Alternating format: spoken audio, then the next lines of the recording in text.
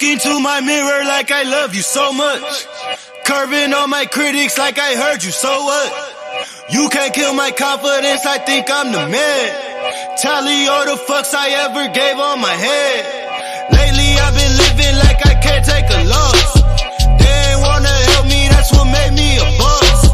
You can't kill my confidence, I think I'm the man. We don't give a fuck, that's what they don't understand. I'm back again like flu season. I broke records while loose leafing. I'm coming down my roof leaving. Don't give a fuck, I don't care. Did the shit by my lonesome. No wonder now I'm on one. No shortcuts on that long run. All I really want is my share. Get him, I got him, I told him it's nothing. In the discussion, fuck all them feelings, I throw all my pain on percussion. Shit is disgusting. I hear them bragging about shit that they did, and it do not move me, not in the least. They ain't been dropping no seeds in the soil, but swear that you on my spot at the feast. I've been on go mode, showboat, rowboat, wave ride. Cool shorty, too naughty, pool party, wet for the face ride. Annie up, penny down, hand me down, thrift store, old drip. New money, too funny, old shorty, talk about old shit. I'm on they ass now, can't get a pass now. I'm a cash cow, keeping it brash now. Niggas is trash now, I'ma spaz out. I've been killing my lows and living on highs. You see in the sky's the proof. You could just see in my eyes that there is no lies. I cannot disguise the truth. I've been ducked off, getting sucked off in my new merch, colored duck sauce on the new couch with my Chucks on. Get the fuck on with that hate. I'm big cool on the small chat, cause I know now that I'm all that. Got a hawk guy on the ball cat, get the fuck out of my face. Talking to my mirror like I love you so much. Curving on my critics like I heard you, so what? You can't kill my confidence, I think I'm the man. Tally all the fucks I ever gave on my head. Lately I've been living like I can't take a loss. They ain't wanna help me, that's what made me a boss. You can't kill my confidence, I think I'm the man. We don't give a fuck, that's what they don't understand.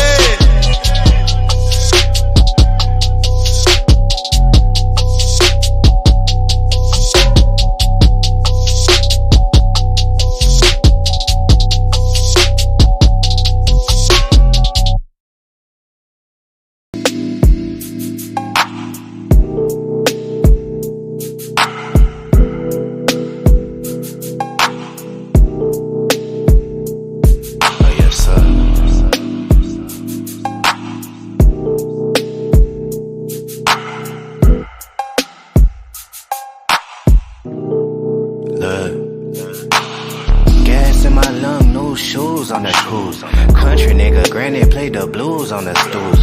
Head wrap silky, chewing on this oxtail. Scheming on the millie, trying to hit the yacht sail. Gold shining lobster near the Everglade music. When we drop, it's like you niggas never made music. Better days never came easy to a quitter. Ain't no pump faking, let them see that I deliver. God body, baby, big 7 in the skin. Probably why you never hear no better shit again. Higher than the spot that we bout to set the bar. Kush pack stankin', smell it before it left the jar. I just left the coast straight to another ocean.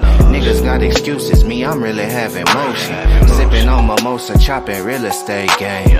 40 years later, niggas still the same lane. Just left the hood, niggas never heard of you. 30 long years, not a single word of you. Shop booming, baby, come and get it while it's open. I don't have time, I've been busy having motion. Just left the town, niggas ain't spoke to you. You a L7, probably serve dope to you. Shop still booming, come and get it while it's open. I don't have time, I've been really having motion. Boy, stop playing, this is not your lane. Never seen struggle, you do not know pain. Bitch, stop playing, would you be yourself? Fuck how they see you, how you see yourself. Niggas ain't real, acting real fictitious. Family on the west probably still hit switches. Playing Sally Cell, brought the thumper in the car. I been down in Austin, burning rubber down Lamar. Keep what you earn, put it back in the business. Gold mouth shorty spinning racks at the dentist. Fuck one stream, need a whole 7 ways. Niggas act weaker than a whole 7 days. I've been playing chess, working on the left brain. Buzzing in my city way before the press came. Went and bought a weapon, now he think he less lame. Got the kind of gas that could fuel a jet plane. Just left the hood, niggas never heard of you. 30 long years, not a single word of you. Shop booming, baby, come and get it while it's open. I don't have time, I've been busy having motion. Just left the town, niggas ain't spoke to you. You a L7, probably serve dope to you. Shop still booming, come and get it while it's open. I don't have time, I been really having motion. Y'all know what time it is, nigga. Jury, what up? Lords of the land, shit. Ain't got no minutes for you internet niggas, we really outdoors with it. Till infinity. And we out.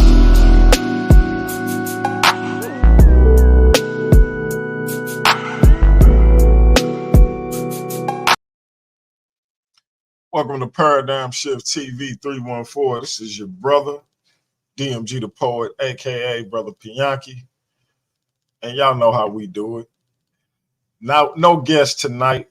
I'm just inviting everybody in to talk about whatever is on your mind. I'm going to drop the link, hit it, whatever on your mind, we're going to talk about it. That being said, before we get into it, let me start off with my usual greeting. I want to say God bless to all my Christian brothers and sisters. I want to say hotep to my Kemetic brothers and sisters. I want to say shalom to my Israelite brothers and sisters. I want to say Islam to my Moorish brothers and sisters. Assalamu alaikum to my brothers and sisters in the NOI. Peace to my brothers and sisters in the nation of gods and earth, them 5%ers. Last but not least, I want to say Jambo to the rest of my brothers and sisters throughout the African diaspora, be it here in the wilderness of the United States of America or beyond. Y'all know I say that greeting for one reason and one reason only, is because of Black. I'm with you, and I hope that you with me.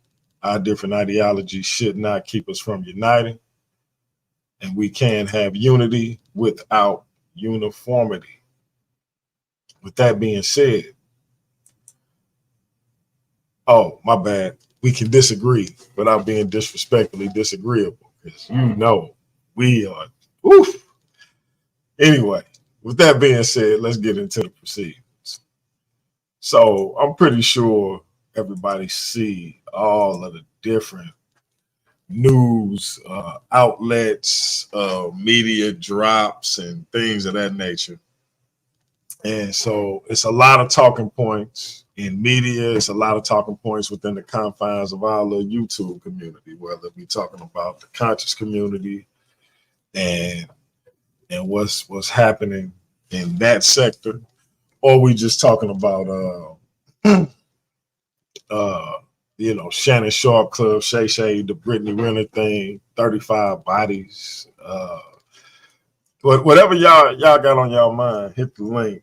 And we gonna get into it. But what say y'all about Brittany Renner admitting she has 35 bodies? Because I thought that was interesting, and that she's I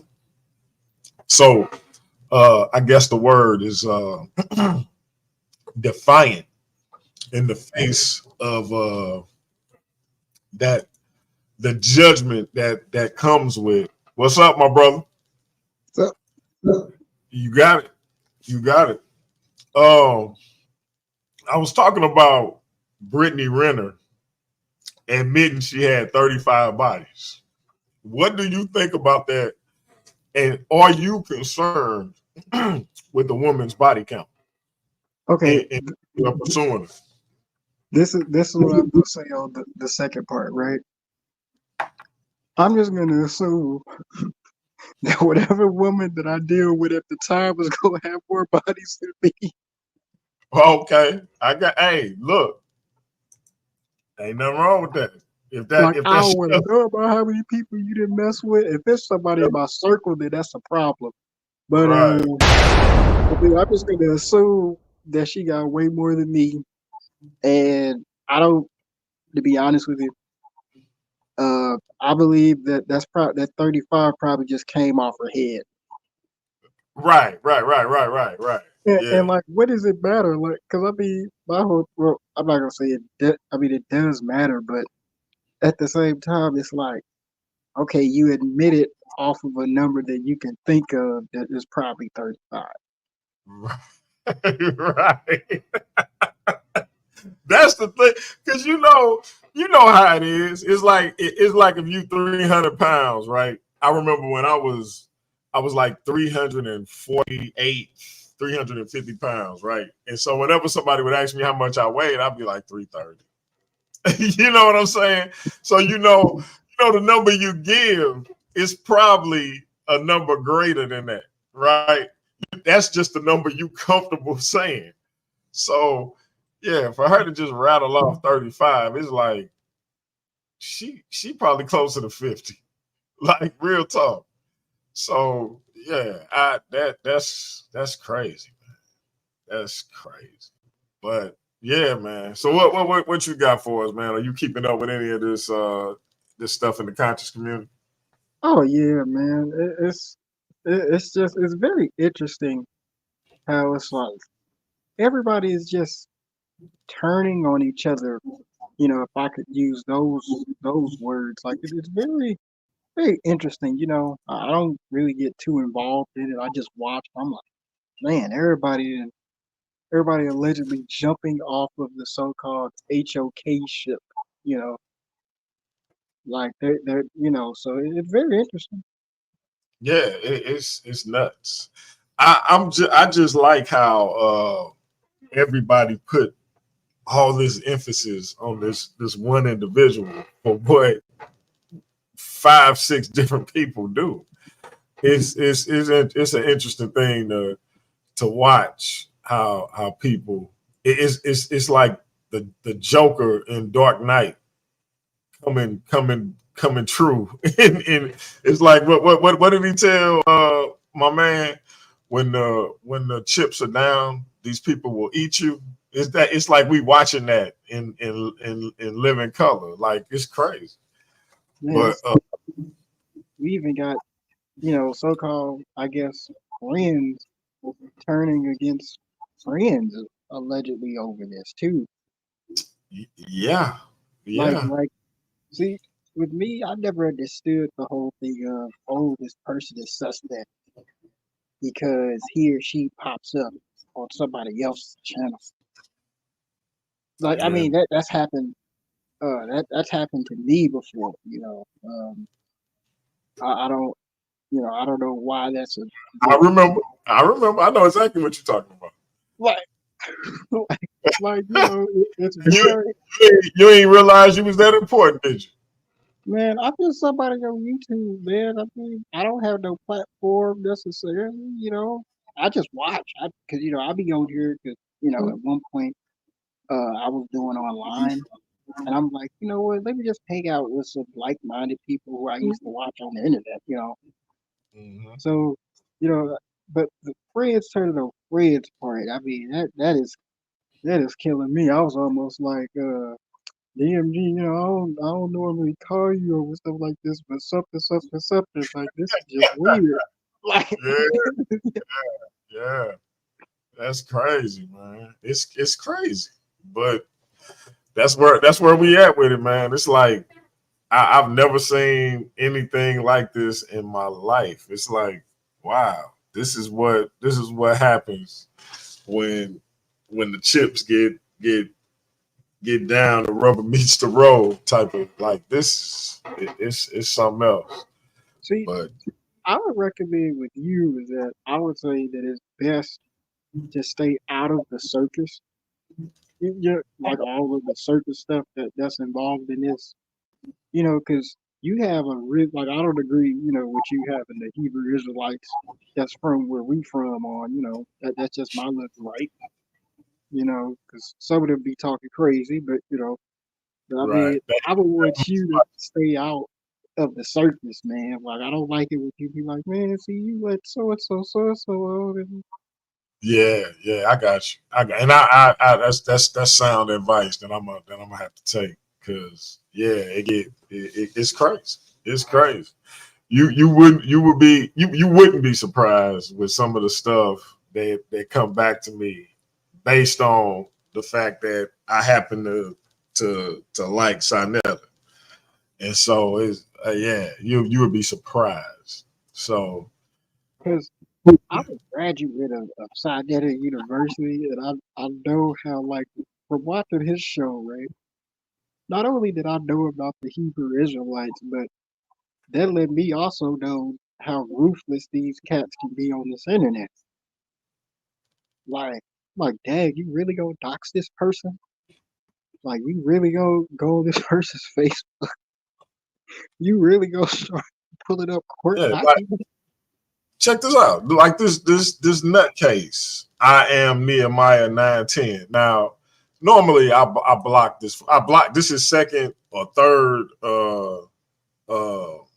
profile. I blocked the other two.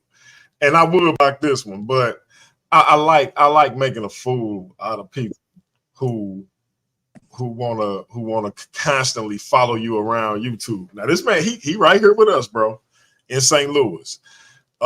Used to be in one of these Israelite groups that don't like Cap Nim group, ISUPK, right here in St. Louis. And he's such a troll. You see, he says DMG, the man stiller, is late as usual, shaking my head. Now he go around talking about DMG is an adulterer and DMG this and DMG that.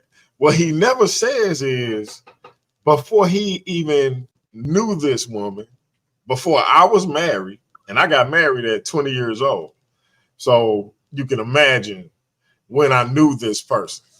He's upset because once upon a time, I took his wife up and down through there. And because she ain't never forgot it, and I barely remember her name, he upset because he somehow got knowledge of this. And he don't like my brother Cap because some other person he dealt with, I think Cap might have soiled his Israelite oats. And so this brother's so hurt that I'm cool with this brother, and that two people he considered wives then been DMG molested, and they can't get past it, and he can't get past it. And brother, let me tell you something. That's a common theme in my life. So I feel for you. But the only thing I can tell you is that it gets worse. It don't get better. So you either gonna settle in with this woman and be content with her discontent with not being in my presence, and get comfortable with that and settle in for that. Or you should leave her alone because it ain't gonna get no better. And that's all I got to say to you. So you want to stick around in my chat? I got that for you every time I see you in Mm. Yeah, that's personal there. I mean, I ain't never been in no situation like that, but because I said circle like somebody who I know. Like, I mean, that's something y'all gotta handle. 101. You know what I'm saying? Like, it's Yeah, not real. That's whew, that's deeper than that's deeper than ideological disagreements. yeah. It's just weird though. Like, bro, I'm not. I, if that fight with Cap them and the Purple Police Israelites wouldn't have broke out, when I did a video defending Cap, this weirdo started. That's when all this stuff. This dude's so weird. Let me tell you something, bro. He was in one of these Israelite back chats, and me and Cap got all the spies, and so it gets back to us. This dude is in this group discussing how he saw somebody in an amateur porno that looked like me, and he's gonna chop it up in such a way that he can send it to my wife and present it as if it's me. So how many times did this dude have to look at dude in this porno with this woman that he's with that looks like me? How many times did this weirdo have to look at this thing, right? In order to chop it up, to be prepared to chop it up and send it to my queen in order to try to start some strife in my marriage. Now, my queen been knowing me since 2nd grade. We got married at 20 years old in 1997. I'll be 47 next month in 2 weeks, October 14th. So I highly doubt that she would see some dude that's bald headed with a beard in an amateur porno and be like, "Oh, that's my baby. What does he do?" I highly doubt she. I want to give this intelligent black woman more credit than to say she would just see that and be like, "That's my husband." She wouldn't want to see some more evidence because that could be anybody. But how weird is it that this dude looked at this video, that many times and was like, that's DMG. That's DMG. You know, ain't no amateur video gonna come out if the man ain't got some, so let's just say some range to his performance. And so you looking at this brother's range this whole time and thinking that's DMG, that's DMG, because of how your woman is still fascinated with me. Because I heard about how you caught her looking on my profile. I heard about it. And again, I feel for you. I do. It's funny to me because don't even remember her. Man, you understand? Like when I went to McClure, I was a freshman. oh, that's where you went? I see, I lived with my grandmother most of my life. And so I Airport Elementary, Berkeley Middle, and then I thought Berkeley High, but then my mother wanted me to move back with her. So as a freshman and half of my sophomore year, I was at McClure. But I fought so much by the middle of my sophomore year, I was at Berkeley High.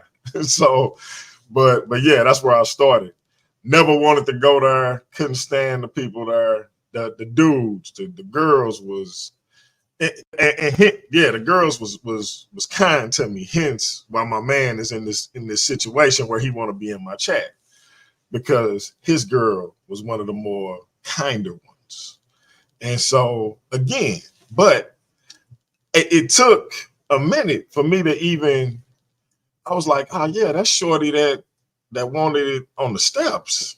Like she was good with the possibility of somebody walking down the steps and passing us by. She was good with that. That's that shorty. Like that's who he married to. The shorty that just push you in the corner, knowing it could be a student, a teacher, or whatever, and she ain't mind getting down on her knees. Yeah. Cause see this, we talking about the early to mid 90s. So the camera situations that other people that they probably got in place now, they ain't had it back then. So this the type of female my man is married to. And so yeah. So I understand when you caught her, peeping my profile, I can understand why it made you feel some type of way, because it made her feel some type of way. See, I played with you for a long time, man. I played with you for a long time. Like this whole stalking me on YouTube thing, I played with you for a while. But now I'm giving you what you want. Like, I understand why she still feel like that. And I understand why you feel a way about it. Because I'm sure you wanted details and she shared them with you. Yeah, she went up and down through there. Yeah. That's who. As a sophomore, she was a sophomore. She was a year ahead of me. As a sophomore in high school, like that stuff she doing to you, she been doing that, doc. She been doing it. So don't think you are not special, my G. Like you ain't special by a long shot. Just know that. Classic Craig in the building. What's up with you, bro? Man, I'm just listening to the horrific stories that you telling, bro. But I'm tired of playing with these cats, Craig. I'm tired of playing with these cats, for real. I have to say this though, right? Ratchet and me were talking about how some men are jealous of other men, and that's a problem, an extreme problem within the Black community. They would develop an obsession. A lot of times it'd be like really, really homoerotic without the content, right? It's just the obsession would just get totally, totally just blatantly crazy. They have to see what this person's doing. They watch everything that the person is moving with. They're trying to get around with these people's friends, and they try to at least get in their lives some way, somehow, to somewhat feel important. Shout out to Texas Bama. But this The guy, right? Queen family. This guy, right? The one that stalked you, right?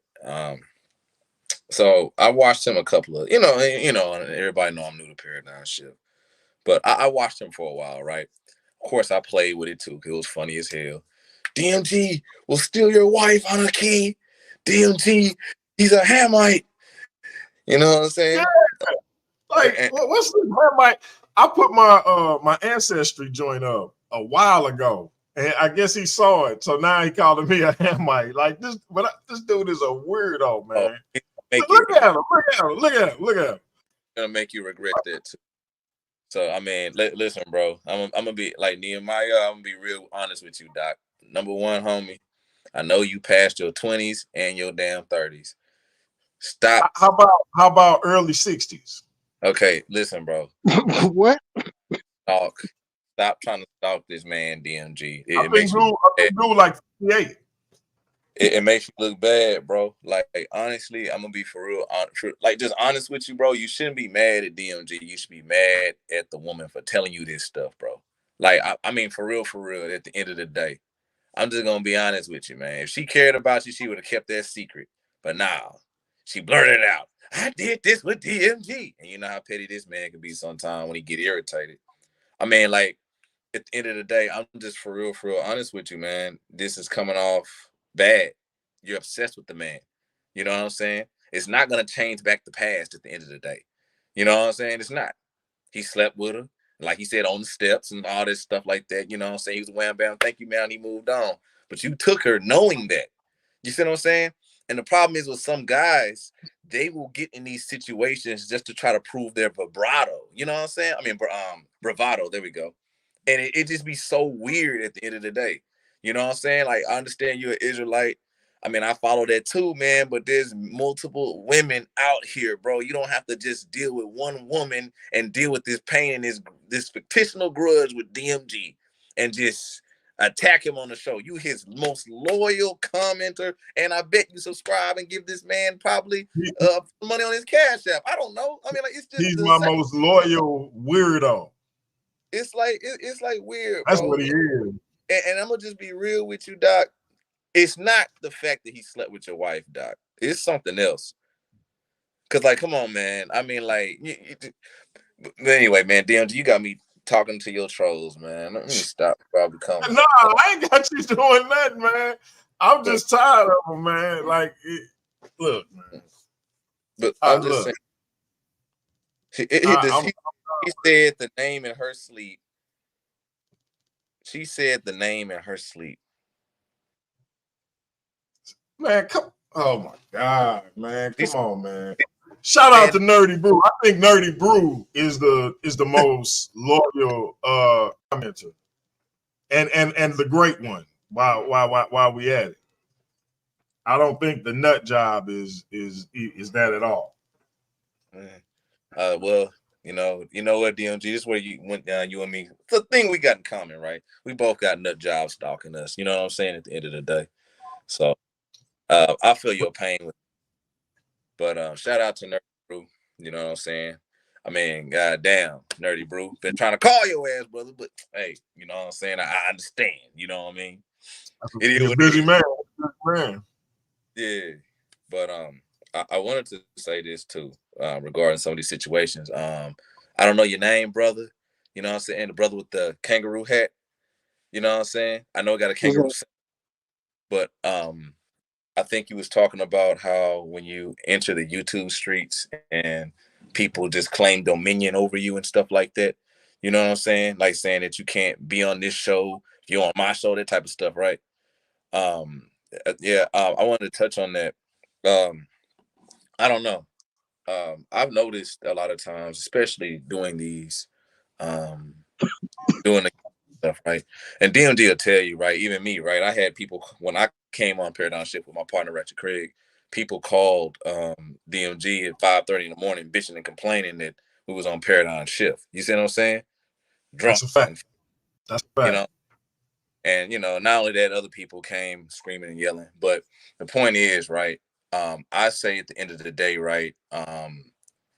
These people mainly what they have in common is the whole let's build and bring black people together bullshit, but they will be the first to counsel their own brother. You see what I'm saying? And sister.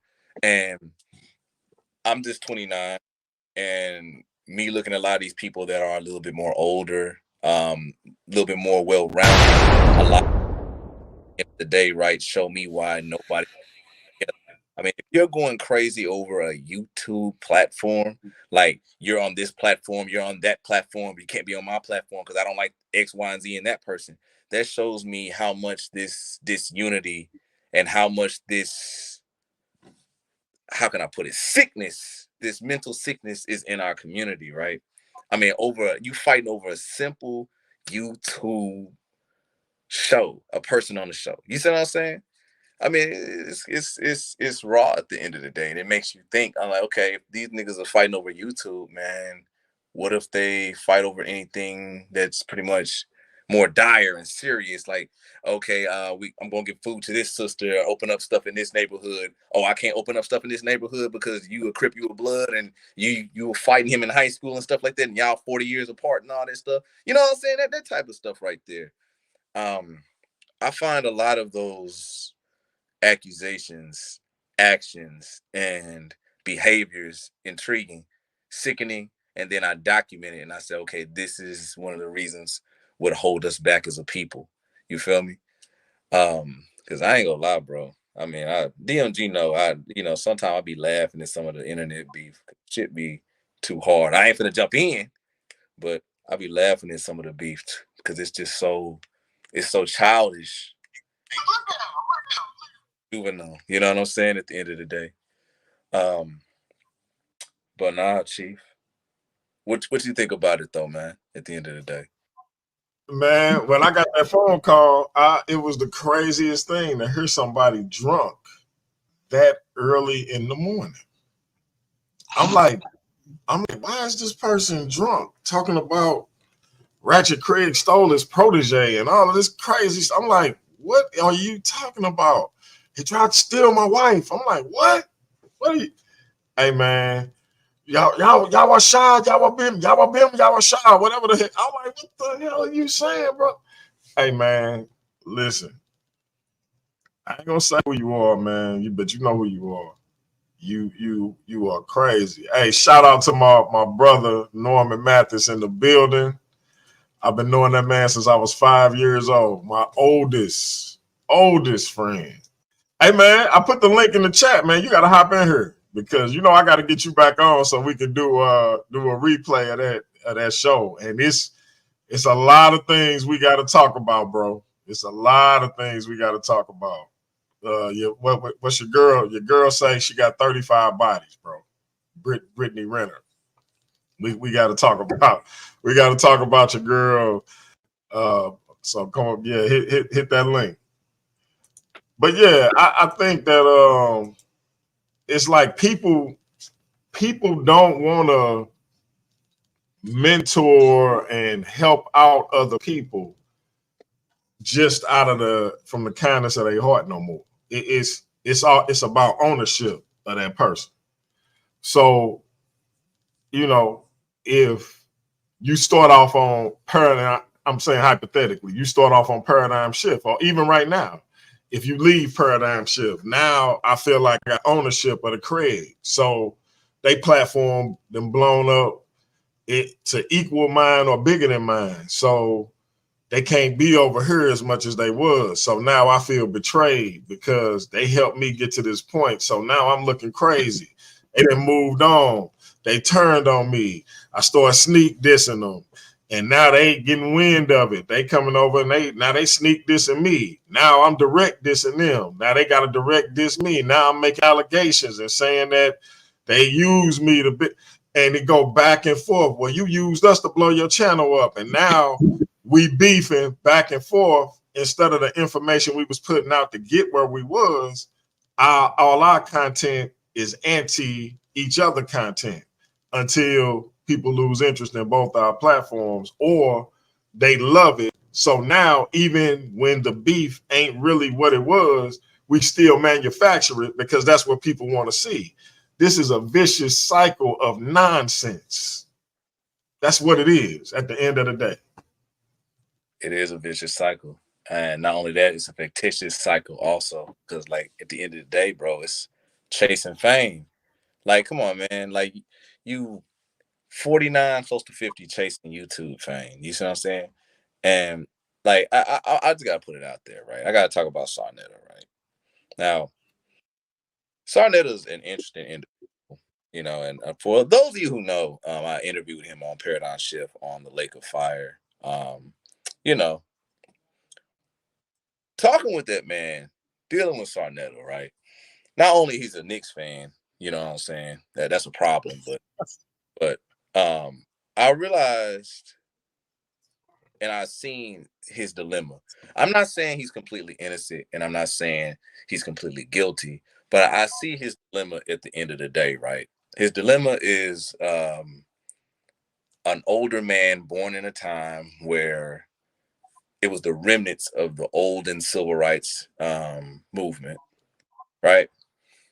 And he tried to bring that into our timeline. You see what I'm saying? In today's time, and it just completely just got ate up by other shit. And he was forced to adapt.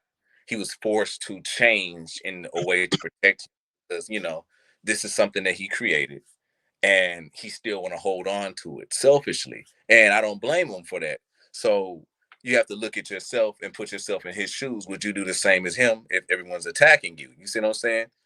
Now, mind you, I am going to attack Sarnetta again because, like, I am a hater officially now of Sarnetta because when I interviewed him, that nigga didn't tell me all these crazy ass niggas were going to come after me for interviewing him.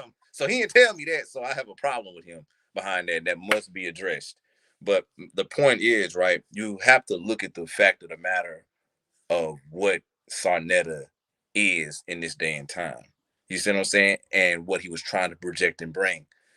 And the reason why I say that is just to show that, mind you, a lot of people would do this internet thing or any type of clout gaining opportunity in order to somewhat feel valuable.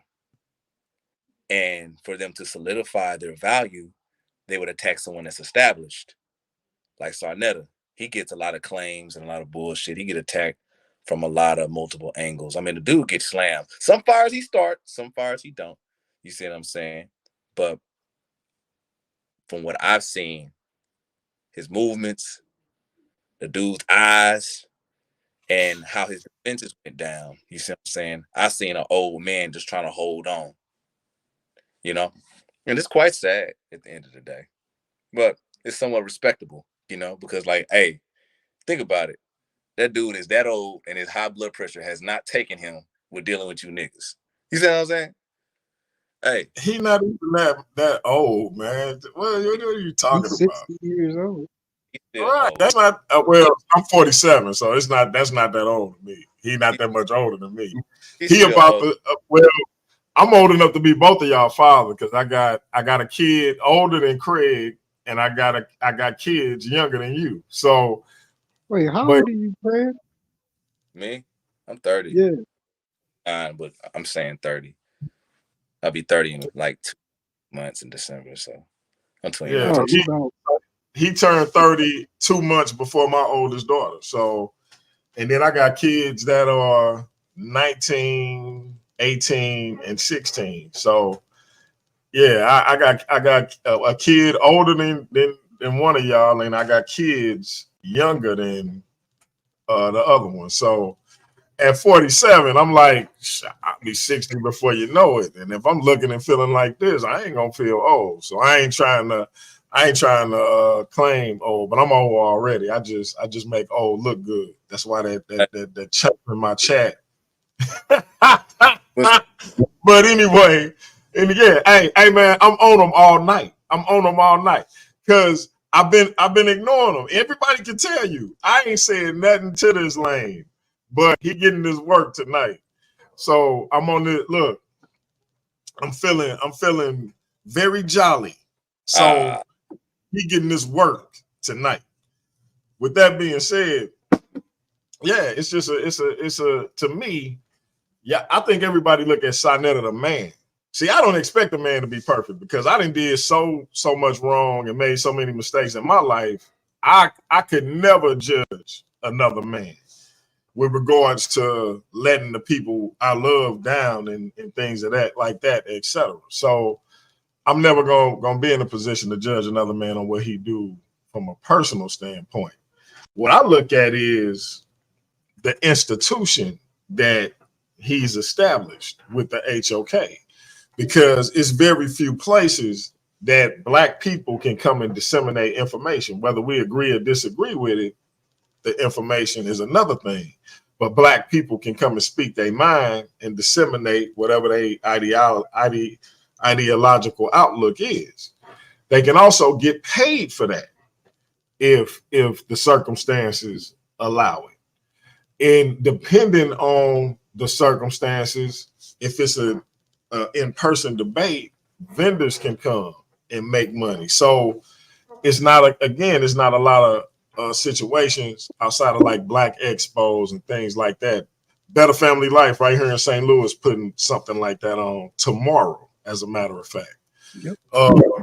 But we don't have very many of those type of things. And so for Sonetta to have one of those things along with an educational platform, again, whether you agree with the information being disseminated, you're going to learn something one way or the other. Also, you have the entertainment factor.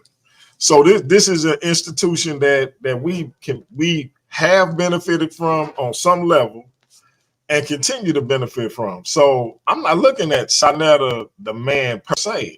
Me and dude cool. I like dude. He reminded me so much of my uncle. It's crazy.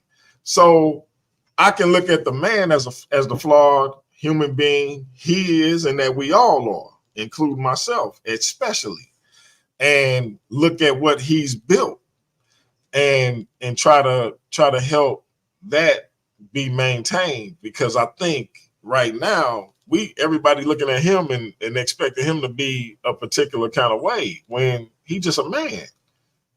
Let's look at the fact that we can go watch a debate between actual doctors and medical professionals and the Amin Ra squad. Like where else is that going to be able to happen besides his platform? So, or we could see Jabari have a conversation with a PhD in Christian history and things of that nature. So, that's my point.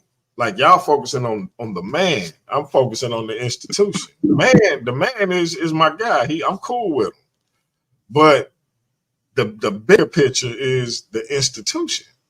So go ahead, bro. So I just want to pose this particular question because I've been watching Sonnetter since I was in middle school. So that was like 2008 onward. You know, if it wasn't for him, I wouldn't have known that Dr. Ben was still alive. You know, because 2008 was kind of when I got into so-called consciousness. But I want to ask this particular question. Do you think that Sonnetter has probably, with his videos and him giving his platform to literally everybody, do you think that he's produced probably more Hebrew Israelites, Aboriginal Americans, um, the Nibiru people? Um, do you think that he's produced more people that came out of those groups than General Yohana and all of these other cats that have came out of nowhere? Because it's like Sodetta, he does have to make his platform, but he lets everybody on. And with him letting everybody on, someone like I say he's a friend of mine, Tori. You know, I think one of the reasons why, Tory kind of became a Hebrew was, because, looking at people who, he's with the people who, Sonetta led on his YouTube channel. So do you think that, Sonetta, with him giving his platform to everybody, he's produced more people from fringe African American groups? I think he definitely contributed to the increase in Israelites. Katazai said if it wasn't for Sonetta Channel, he wouldn't be a member of ISUPK, Captain Katazai. So that tells you everything you need to know with regards to the Israelite situation. As far as the Abos, I think that happened kind of outside of his platform, and then he saw it. Him and Jabbar, I remember watching the video. They kind of saw it as a concern, like, "What's up with these people talking about they Indians?" And then they kind of started hitting at them, and doing that work against that. And so the Moors and Brother Reggie had, and I think the guy whose name I won't say, but y'all know where he at and why I won't say his name, but he had some debate against the Moors also. So they was on Sonetta platform pretty early on. I want to say this, DMG. I'm gonna say no. He ain't responsible, right? Okay. A lot are not familiar with theosophy, right? They are not familiar with the works and how Black community. Not only that, I'm gonna put it to you like this, right? Due to further investigation with Craig and Craig law firm's exquisite researchment capabilities, right? We found out that Sonetta has not been able to somewhat convince people to be Hebrew, Kemetic, Native American, or anything like that, right? So we wondered why all these people blame this Sonetta character, right? So me and my trusted partner, the Honorable Reverend Ratchet, discussed the behavior of the Negro. Did you say honorable? Honorable Reverend Ratchet. Is it like a different meaning for honorable that you're applying to him? No, he's honorable. Don't hate, man. Do you know what honorable means? Yeah, I know what honorable means. And you talking about Ratchet? Yeah. That's interesting. That's interesting. bro. Go ahead, bro. Go ahead. Hey, go ahead. I just wanted to make sure we was talking about the same person. That's all. I was just a little confused. But anyway, check it out, right? I just have to say this though at the end of the day, right? Like I said before, you rudely interrupt me. The Honorable Reverend Ratchet and me discussed the behavioral pattern of Negroes, right? Especially when they're in denial. A lot of these individuals, when it came down to Sonetta, right, they blamed him because he had him on the platform, right? So look at it like this way, right?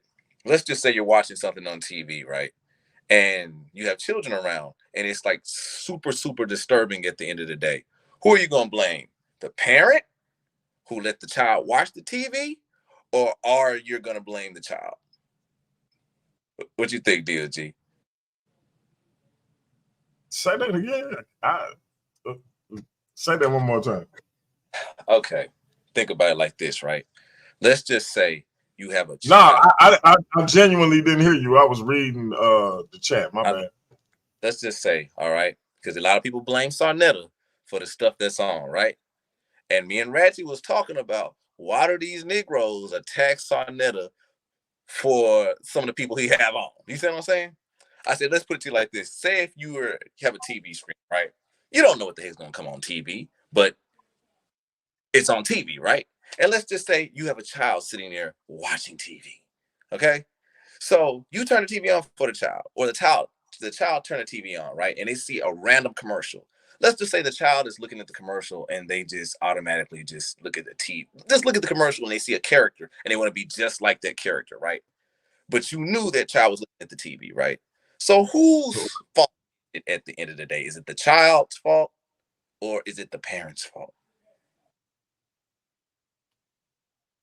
this is a child, right? And Right. the parent, yeah, it's the parents' fault. Okay. It's the parents' fault, right? Now let's rewind this back to Sarnetta, right? So Sarnetta's the parent, right? And he had these people on the platform, right? Check this out. These are not children. So they're in control of what they do, right? But Sarnetta does not advertise what you should be. His whole main goal by watching him is to promote Black unity and support at the end of the day, right? So at the end of the day, the man is not responsible for other people's choices. And not only that, from what I looked at for a little, I dig around, right? I talked with a few people that watch Sarnetta's shows, right? And on why they became what they became. And they said, I saw it from Sarnetta and I went and I checked it out. And then when I spoke with these people, then it became all effective. You see what I'm saying? I've seen it with Muslims. I've seen it with some people going back to Christianity. I've seen it over and over and over again. You see what I'm saying? But a lot of people just don't want to be truthful when it comes down to that at the end of the day, when it comes down to Sarnetta, Because I ain't gonna lie, bro. When a dude was here, right, and he told me that he did not come up with the name Godfather of Consciousness, I said, okay. These Negroes venerate Sarnetta as a god. They deify him. And even though it's, extreme to say that, it's pretty much true in how they treat him and how they act. They act like he's the god and the boogeyman at the end of the day, which I find quite interesting. Very interesting indeed. Oh, my God. Hey, he dressed for the occasion too. You hear me? Hey, man. Hey, man. What, man? What we doing, Chief? What we doing? But I have to say this, though. You the only person that can wear jerseys? I have to introduce the most sophisticated man and the most notorious detective on YouTube. He is the ladies' man. He's stronger than Black Panther and Captain America combined. Because a lot of Negroes can't pull themselves up or hold their own body weight, but this man can. I have to give a special shout out to the one and only smooth man in New York, the true king of New York himself, the legendary. And my master teacher, and Reverend Dollar B. Green, DMG's the man who coined God ain't nothing but the devil in a ski mask. In the ski mask, that's a fact. And I'm using this. I'm jumping. Not to cut y'all off. Y'all can hear me because I'm using the. I don't know if you saw it, DMG. I'm using the StreamYard app. This is the first time they got it. Oh, okay. I knew it was coming. I didn't know it was out yet. But yeah, we can hear you loud and clear. You actually sound better than you never sound. And I gotta say this because on my end it sounds like y'all Borging. Is it me Borging or y'all Borging? Like is choppy? No, you sound clear. You clear. That's crazy. Why? Because it's like even when Craig was talking, it went. Maybe it's just the app's fault. It's a test flight app. So okay. Yeah, that's why I wanted to see it. Yeah. Craig know I'm the king of jerseys. Like that's we could battle that right now. Hey, and make sure you add this. Make sure you put the voice in between that first and last name. But I had to say this. That's the only man that can wear shades and not have See, Craig is Craig Borgin? No, it ain't me. No? It's you, Bruce Wayne. It's me Borgin, right? Yeah. Then I might just do the YouTube instead of using the app. I might just jump on the YouTube link instead of the StreamYard app because it's like I like the layout I'm looking at. I like how the layout looks. When you look at it, DMG, you're gonna like it. Because what it does is it gives me 3 screens. So it gives me you, Craig, and then me again. And then on the bottom screen, I can see myself in full.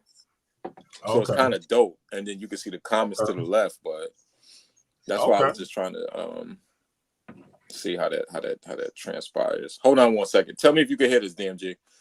I want to see if hold on. I want to try because StreamYard been having issues. So I want to tell me if you can hear that music. Or is it faint? It's real faint. What about now? It's still faint. Still faint? Little louder, but still faint. Let me see.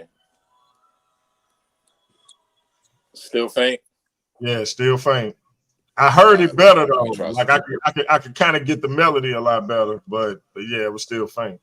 Oh, hold on. Let me see something. What about this? You can hear that? Yep, still faint though. Yep, I can hear the drum, especially like the cymbals at the end. But yeah. Yeah, it almost sounds like you got your headphones on real loud. So it got to be the auxiliary cord on this soundboard that I'm trying to, because on our session soundboard, which is the same soundboard, it came through clear, and on this soundboard, like, so it's not the app then, it's the auxiliary cord. It's the auxiliary cord.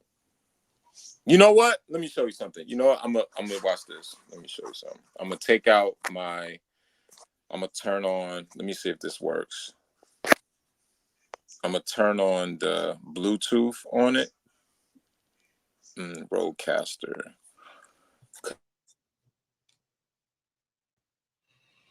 All right. So I turn off that, right? So I turn off the mic. Bluetooth. Let's see. All right. You can still hear me, right? I can still hear you. All right. So now I'm on Bluetooth. Tell me if you can hear this. Loud, yeah. I can hear it. Yeah.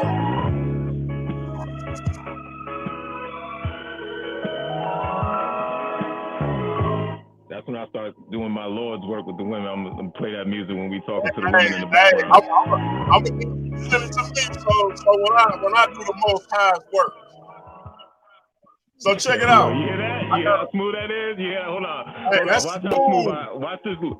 Watch this loop I created.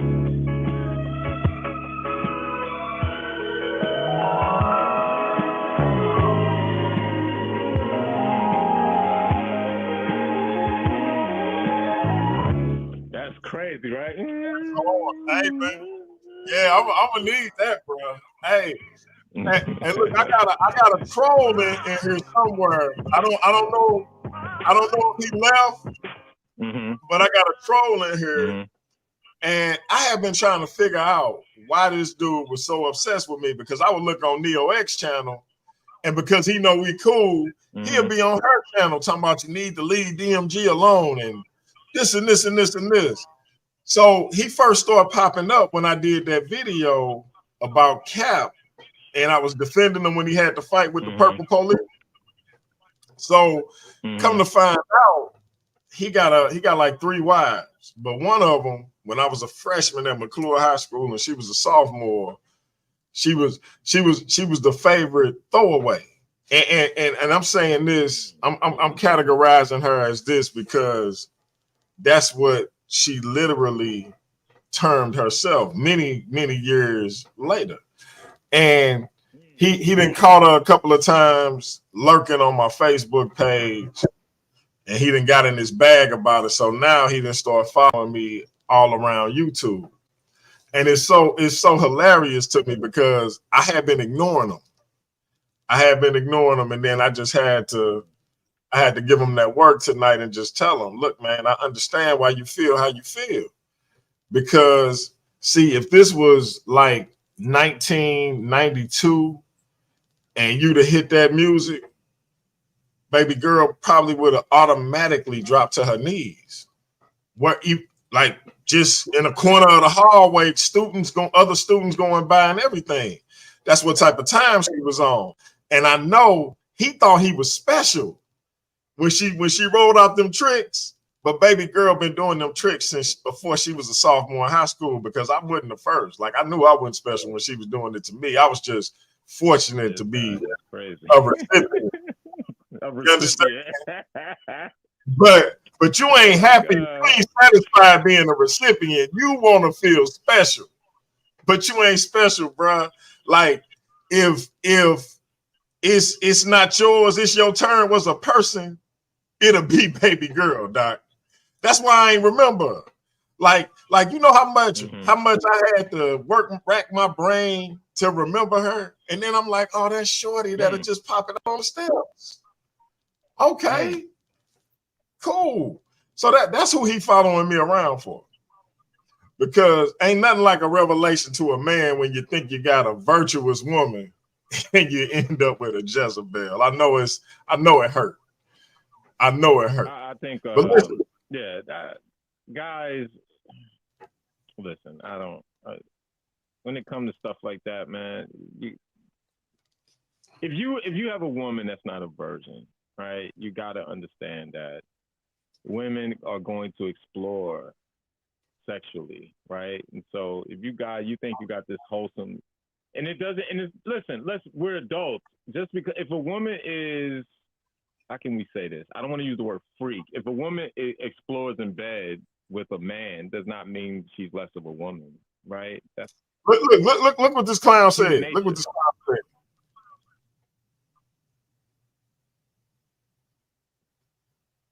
This dude that's what he said. He claimed this woman that said my name in her sleep, and I'm still screwing her today. So this is the guy who's saying, so he's gonna go to Chris Harris' channel and say that the so-called woman in you, DMG. Yes, yeah. Somebody give me a screenshot of this, because I just got this new phone. I don't know how I cannot get this thing to do a screenshot. Somebody take a screenshot of this and get this to me. My iPhone upstairs. Oh, okay. Yeah, my iPhone upstairs. I got the Android down here. Somebody give me a screenshot of that. Norman, if you're still in there, give me a screenshot, because I gotta ask Chris Harris if this is true. Because this dude 58 years old, man. He a whole nut. Oh God. Oh my God. Hey DMG, for your show when you're doing relationships, I got this. I'm gonna send you this for you, like for your intro. You ready? Tell me if you can hear this. You said you have hard conversations, right?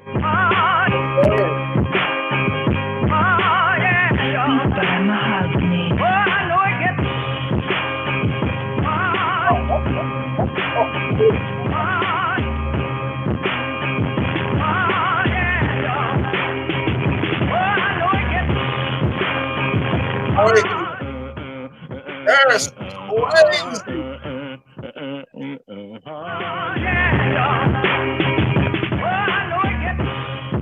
Yeah, that's some of the shit I've been working on my joint. Yeah, that's gonna be hard. Did I ever tell you the story behind this beat right here? Hold on. I ever told you the story behind that? Right there. Let me let go.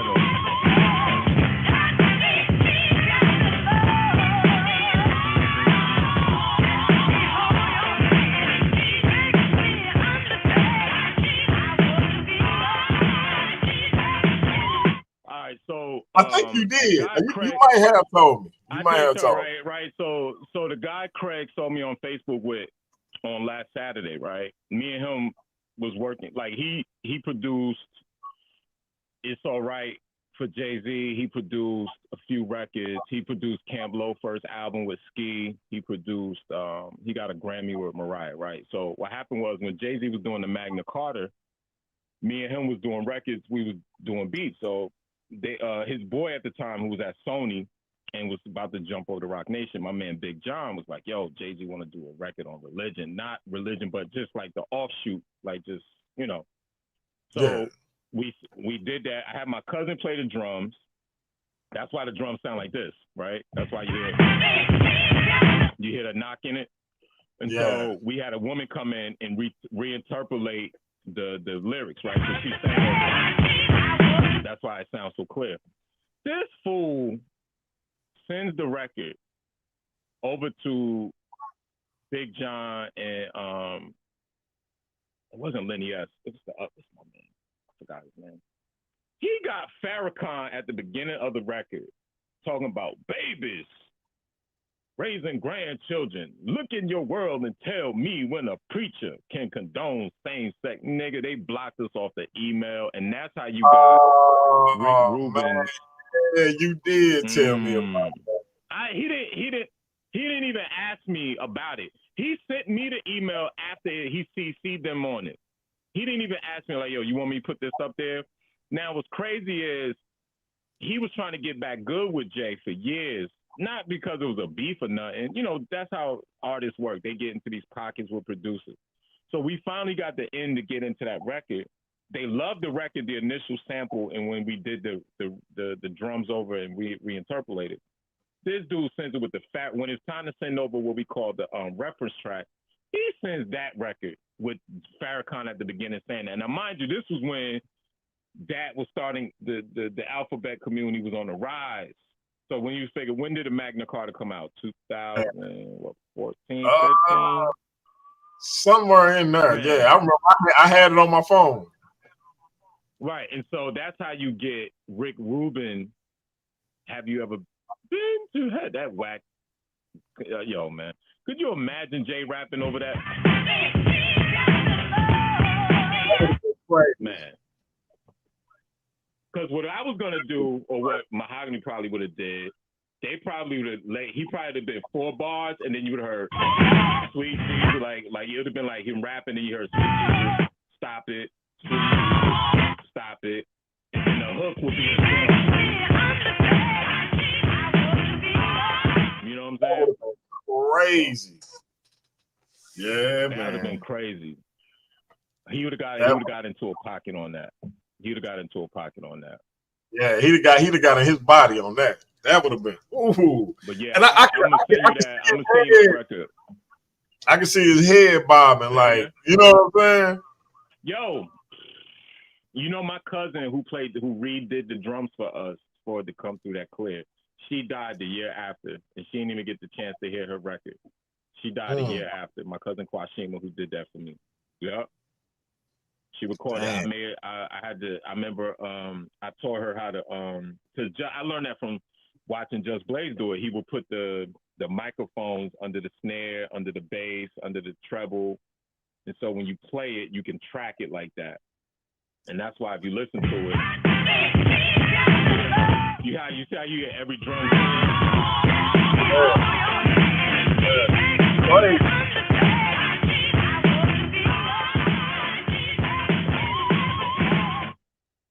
That's for nothing. Just because he put that, I'm going to send it, remind me to text it to you. I'll text you the snippet of it when he, babies raising grandchildren. He here dude in the background going, preacher, teacher, look at your boy and tell me how a pastor can condone things. I said, oh, this nigga, no. Them niggas ain't even, they blocked us. I know he probably meant well, but that was a bad move, man. And then I said to him one day I said, Mahogany, why would you even put Farrakhan on a song that says Sweet Jesus? Like, why? It doesn't even matter. Like, because he talk about more than he talk about Allah, probably. And what's crazy is my man Mahogany, who I did, is a Orthodox Sunni Muslim, and he did that. Like, I still to this day, bro, I don't understand what went through his mind with that. Crazy. I really don't. Hey, shout out to my brother Norman still in the chat. Hey, you see what I'm playing with tonight, bro? I'm about to go sit out on the deck and smoke a Cohiba. Yo, you want to look? This is the one. Hold on 1 second. But I want to see that hard record for your. I know you see this weirdo in my chat talking about I'm a heathen Hamite that's having an affair with his wife and I'm gonna pay the price. He in our city, bro. I'm gonna show you. Like, hey man, but if I show you what is like, bro, we gonna talk about it offline, man. This dude a whole clown. Yo, y'all are crazy. Y'all crazy. But yeah, I want to send you that hard record for when you do the relation. So you can say you're having a hard conversation, then you could just go boom, dun, dun, dun, dun. For sure. Yeah, that's hard. And this is the one I'm about to do. This is the one you heard me play this before, but this is the one I really wanted. But I'm gonna do the first one I played you, but this one.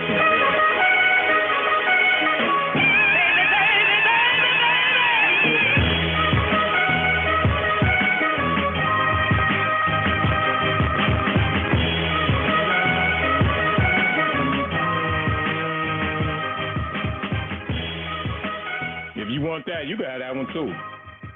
You got that one. I'll take it.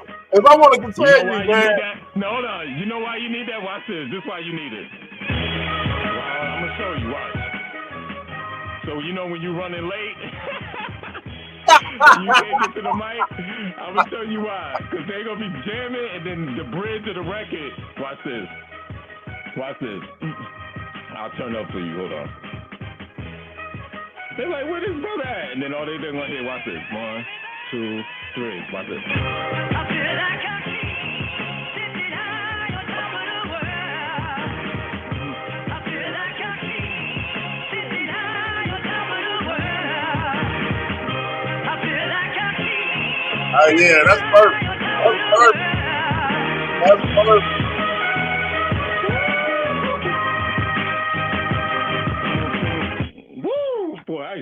We used to do some. Man. Hey, that's perfect. That's perfect. And you know what? Yeah, I've been needing some more music outside of the stuff I pay for on whatchamacallit, because Cat's been having me.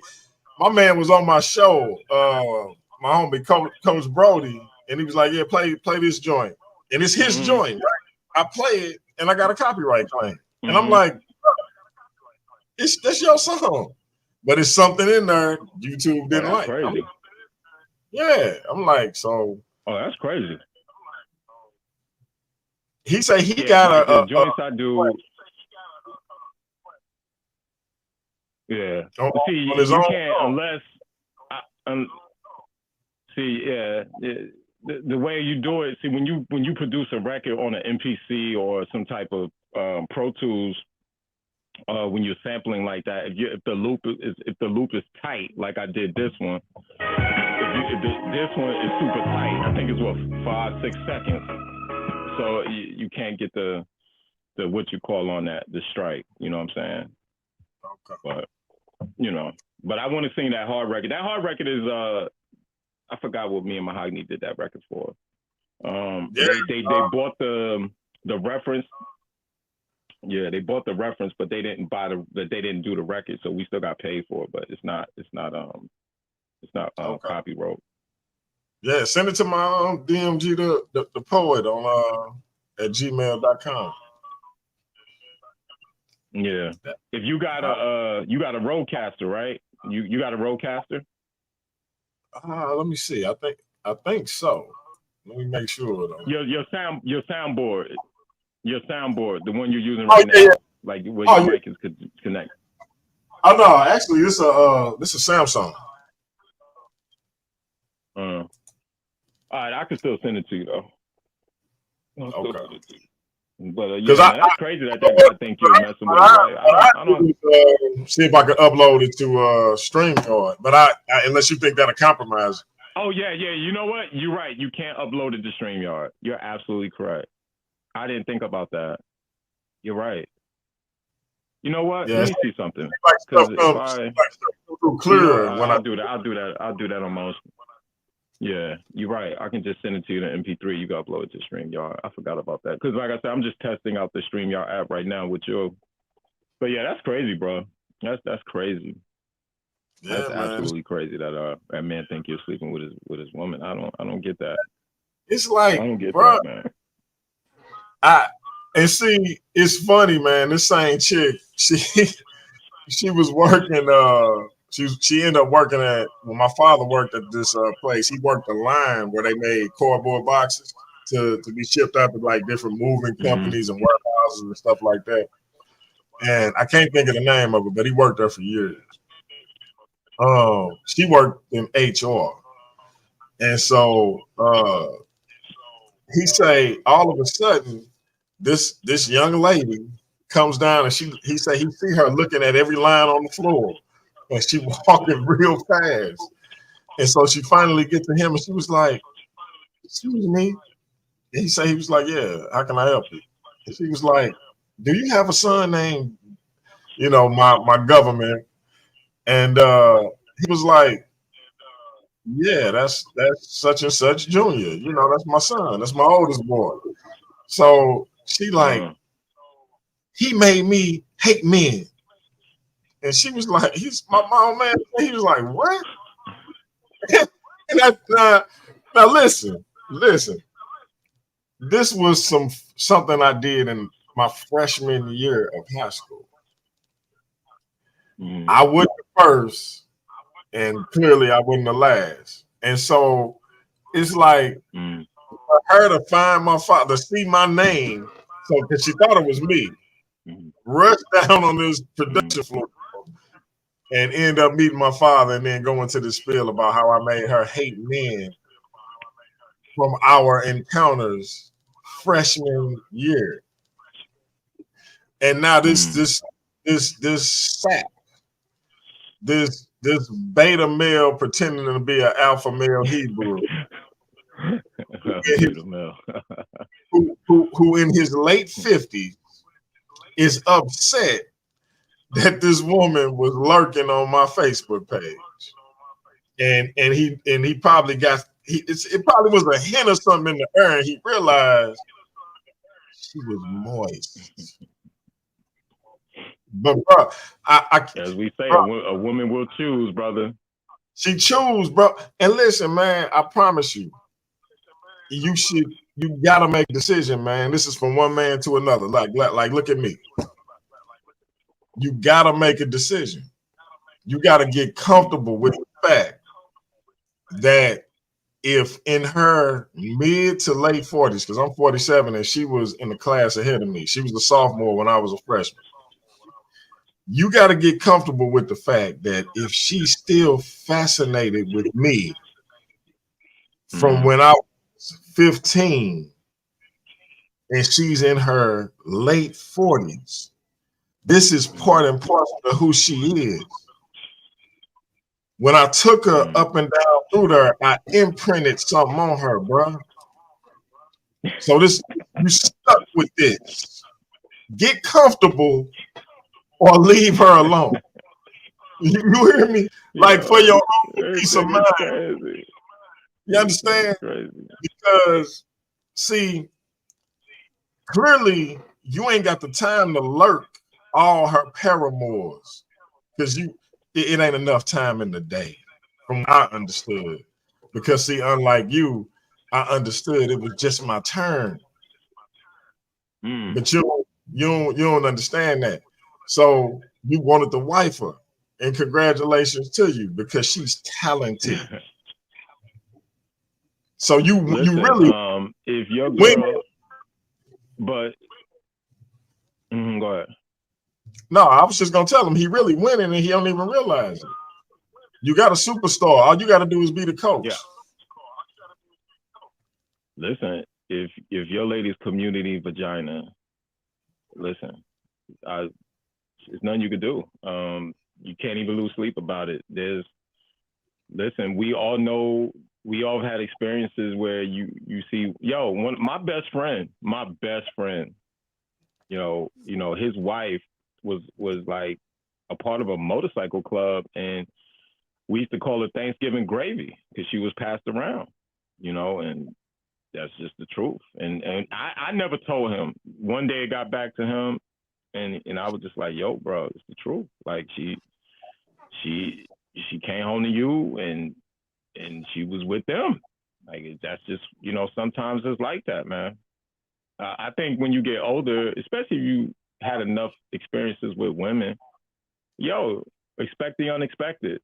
You can't be phased by both. You can't be phased if she's the woman you expected, and you definitely can't be phased if she isn't. And that's just the truth. You only can control yourself and your own character.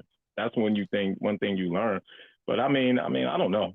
I wouldn't put it past, I wouldn't judge, meaning like I wouldn't make it my business to say, DMG, slept. You know what I'm saying? Like one thing about me, I have a different morality. Like I would never go to DMG's house And even if his wife is super attractive, if I feel she's super attractive or not, that I just have that moral code. Some men don't have that. Some men, DMG, you and I both know them streets, like some dudes don't even care. They be like, yo, I don't care if she yours. Like, yo, she's mine for this moment. Like me, I would always put another man's, because I just feel like, if you think about it, I always say to men who sleep with other men's women, you don't know if that man works 2 jobs, 3 jobs to take care of his family. You don't know what he's going through to provide for that woman. And if that man comes home and see you on top of that woman, and all he's thinking about what he's doing, that's why I know you wouldn't do that, DMG. Like, that's not your thing. It is so much freelance vagina out here, and there's so much women. There's so many women that don't have men. Like, why would you need another man's woman? Like, and DMG is a happily married man, bro. You are literally the Archie Bunker of the conscious community. You know what I'm saying? I can't dare. Yo, could you imagine me going on Facebook like you do and saying, I love my queen, you everything, you piece of jelly, butter, jam, peanut butter, succulent, pineapple, steak, potato, jelly. Yo, you crazy. Yo, we're like, who you talking to? You ain't talking to me like that. Like, see, the problem with you though, bro, let's just call a spade when it comes to you though. That's why you my master teacher. You have too many wives to be doing that. I can't do it. You don't have to make that a mass text, my G. See, I only got one. I can't do it. Yeah, but that's just my take on it. I'm a little bit different. You know, I've been Frisco to Maine, all the way to Spain, from the Big Apple to the Pineapple. I cannot sleep with another. Knowingly, I can't sleep with another man's woman. I just can't. Hey, my man, too many women out there. My man Norm say, now remember, he been knowing me since I was 5. He say he think that's a chick. Mm-hmm. And when you look at the text, it is very, you know what I'm saying? So I'm wondering if it's her. That's why he said men don't write like that. Yeah. That's interesting. So I'm wondering if it's her. You know what I'm saying? Because I didn't block a few of his profiles, so maybe she didn't took over for him, because it is going a tad feminine. Your man Leandre is crazy. Yeah, he a weirdo too. He said DMG, take your wife and make videos. What we talking about? hit the link, Leandre. Yo, don't make me get moved. But hey, listen, anybody in the chat, like, do y'all believe? That's a good question. Like, do you feel the moral standard or the moral code? Do you think that goes against the moral code of sleeping with another man's woman knowingly? I just could never do that. I just could never do that. You know, DMG, I'll tell you the truth. Like, if you're not married, there's so many women that don't have men. Like, if you're not in a committed relationship, why? I know men, especially in the fashion industry. Man, I know men who pride themselves on sleeping with other men's women and will cry if you sleep with a woman. And I'm just like, I don't get it. Like, why would you do that? Why would you do it? Yeah, it's one of them things that when you don't have a lot of self-respect, it don't really dawn on you that you know that old blues song, but I can't even think. I think it's Who's making love to you? like, hey man, that's a real thing. You understand? So, hey, when you going out, if you going out that back door, somebody come in your front door. Like, that's a real thing, man. So I don't think people take that in stride. Hey man, what do you want, Tano? Kimosabi is here. Mute my mic. I just want you to admit that you will take a man's rib and then send men to his house to threaten him. I just need you to own that right here today. Okay. I will admit that I will send my mans in them to somebody crib if they disrespect me. You are correct, and I blame you because see what my Indian friend here is referring to is a night a few months back when I sent my cousin to a particular person's house for disrespecting my wife in my chat. Now, this man forgot he was 35 minutes away from me. See, they think because I moved out to the boondocks to show how much more paper than them we have and stunting and whatnot that I won't still get my hands dirty. So he goes in my chat and he talking about what he do to my wife. I didn't see it. This individual right here, this Indian individual, text me what he said.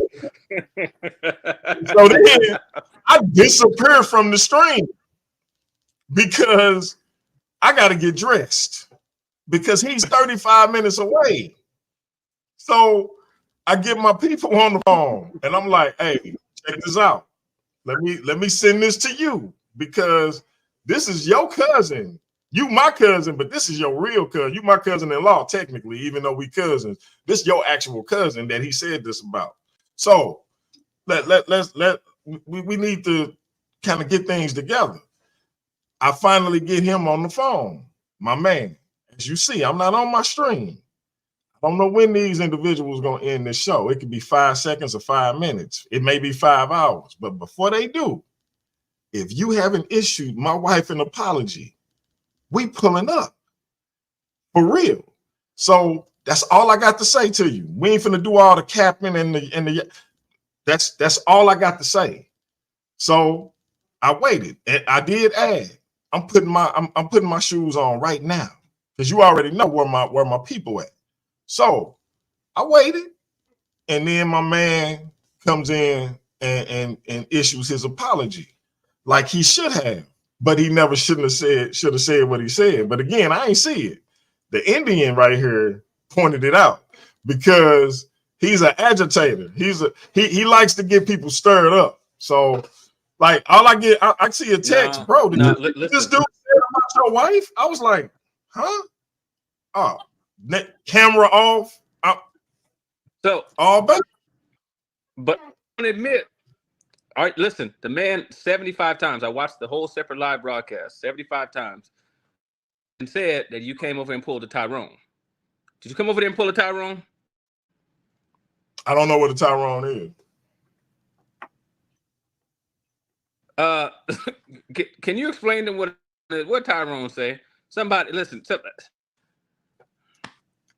Brother, can you help explain what a Tyrone? Because I'm trying to. I Norman. I Norman. You know who that family member was. Y'all had y'all back and forth, so I ain't got to tell you who it was. Just FYI. But yeah, I ain't pulling no Tyrone. DMG, did you pull a Tyrone? I need you to own it. I pulled a Tyrone. Did you? Like did you? You didn't take that man rib? I might have broke her rib on them high school steps back in 1992, but not DMG. Not man said you took his rib. You own it though. You won't own it though. No, listen. This is something you do on a regular. Technically, he's an Israelite, and sex is marriage. Technically, he took my rib because I had her first. And clearly I had the best. Clearly I had her best since she lurking my page. DMG, let me say this to you. I'm gonna leave you with this. Leave these other people's spouses alone, bro. Just don't do it. See, you acting like Tyrese right now. You bald, dark-skinned dudes. This what y'all do, okay? Is Nehemiah, is that brother, is he a light-skinned brother? Because I'm trying to figure out if you're trying to pull a Tyrese like Tyrese tried to do the DJ Envy. I'm trying to figure out. Like, you need to chill out. That brother black as midnight. Okay, okay. Well, that's almost fine. 50 years old with all gold fronts. Jesus Christmas. I'm not lying either. Hey, Cap sent me a picture because I was like, man, who is this dude? Cap sent me a picture. I was like, that's him? Oh, wow. Yeah. So DMG, so I just want to make sure. You telling me that grown 60-something-year-old man that got on here and he lied? That's what you're saying? Yeah, he's lying. He's a liar. He's imagining this in his head. He said, now listen, if the woman's saying my name in her dreams, I can't help that me taking her up and down through her when I was 15 was so spectacular to her, and him in his advanced age can't compare to me as a teenager that was just hitting my stride. I can't help that. So I encourage the brother to do, I said this before you came on, what I encourage him to do is, if he loves that woman, he should settle in and get comfortable with the fact that way back then, when she was so in the panty drawers, for me, as my grandmother would say, that she would literally push me in the corner out of nowhere as other students was going to class and get down on her knees and pray at this human altar, for lack of a better term. He was so smitten that she would pull her skirt up on the steps. Anybody could come. Now, me being a sex obsessed teenager that I wasn't gonna refuse. But at the same time, that's your issue to get over, bro. You need to get comfortable with who you married. You need to get comfortable with the fact that at 15, it was so spectacular to her that she ran up on my old man at the job because she thought he was me, because we got the same name. It was so spectacular to her that she still lurking my Facebook page. It was so spectacular way back then that who you would think, being the age you are, would know some things by now. And you would be able to utilize her talents in that area, because she's talented. She was talented before she met me, and she left me more talented. But my point is this: you would think that you would be satisfied with that because you won. You could use her talents to your benefit, but instead you want to obsess about me. You can't get out of your head the things I did to her, and it's worse than what you imagine. I want you to know it's worse than what you imagine, because she was only a sophomore in high school. You ain't special. I cannot emphasize enough that stuff she do to you, you ain't special. She been doing that for a long time. I wasn't special either. It's just amazing to me that I had the self-awareness at 15 to know I wasn't special, and you at almost 60 don't know. So I want you to catch up. She's never gonna stop thinking about me. If she ain't stopped now, in her late 40s, she's never gonna stop. Get comfortable with the imprint I left on her, or leave her. That's all you can do. Nehemiah 9:10. That's all you can do. The imprint. I'm like a trademark. You left your I'm gonna leave you with this. I'm like a birthmark on it. DMG. Oh my God. I'm gonna leave you with this. The very least you could do is send the brothers some tips. Each one teach one, brother. Y'all brothers have a good night. There you go. Salute. Salute. That dude said she knelt down to Nimrod and gave praise. Yeah. Hey, again, talented. She was talented before I met her, and I'm sure she's more talented now. The brother should be celebrating. Like, if he was a smart man, he would exploit those talents, but instead he focusing on another man who's happily married.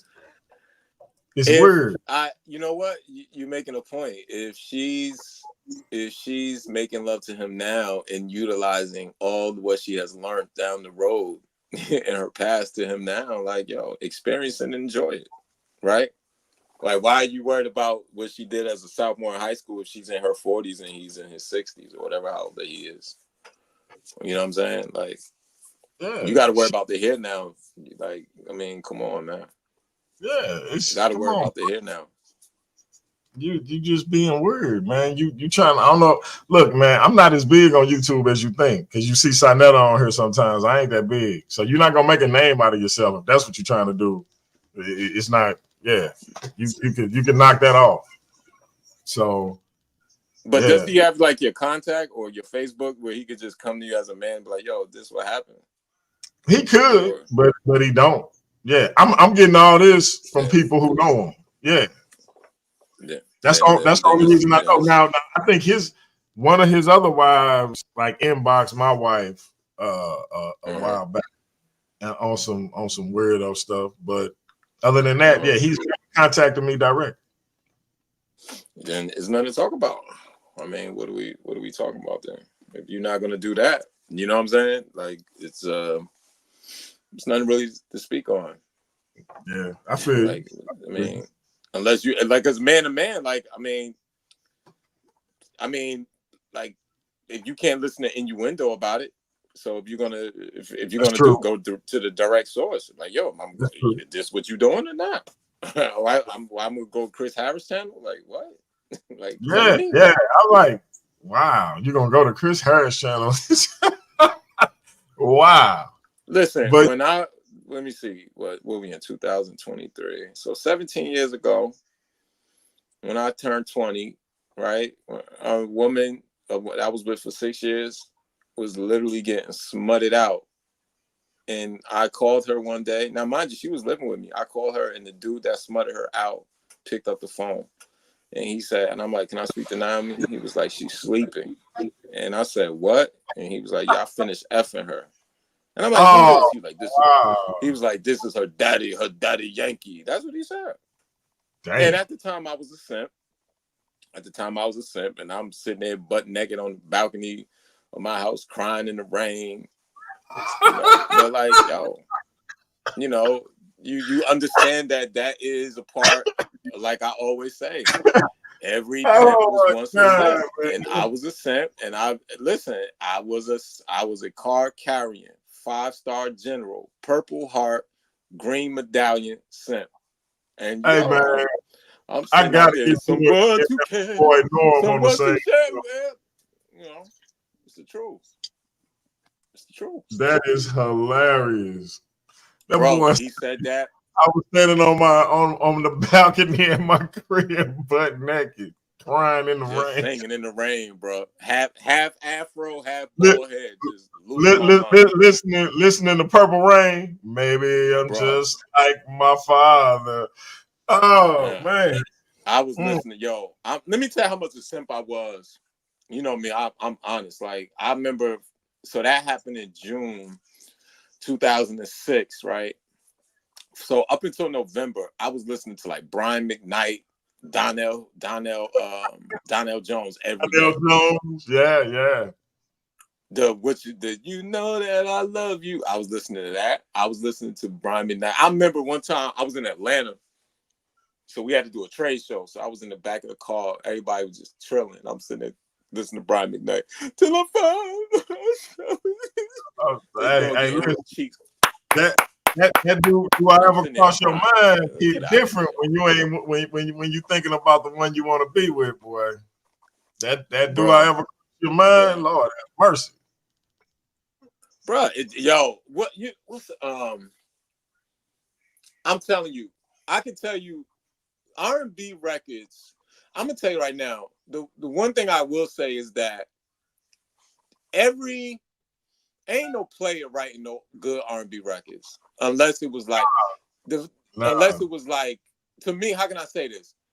Like if you think about it, the R&B record that changed my life, I'll tell you no lie, that turned me into the person I am today. These hoes ain't loyal. Because like one day you listen to a song and you break it down, like remember when you was a kid and the ball go like this when you reading something, right? You remember that when you see the ball go like that? Yes, sir. I had just got out of I just, you know me, I'm honest. I was a victim of marriage fraud. Woman pretended to love me to get her citizenship, left me on my ass, right? So I'm sitting there, right? I'm not even a Chris Brown fan, but I heard what he said. He said, when a rich wants you and a broke can't do nothing for you, what you think she gonna do? These hoes ain't look, nigga, tears, man.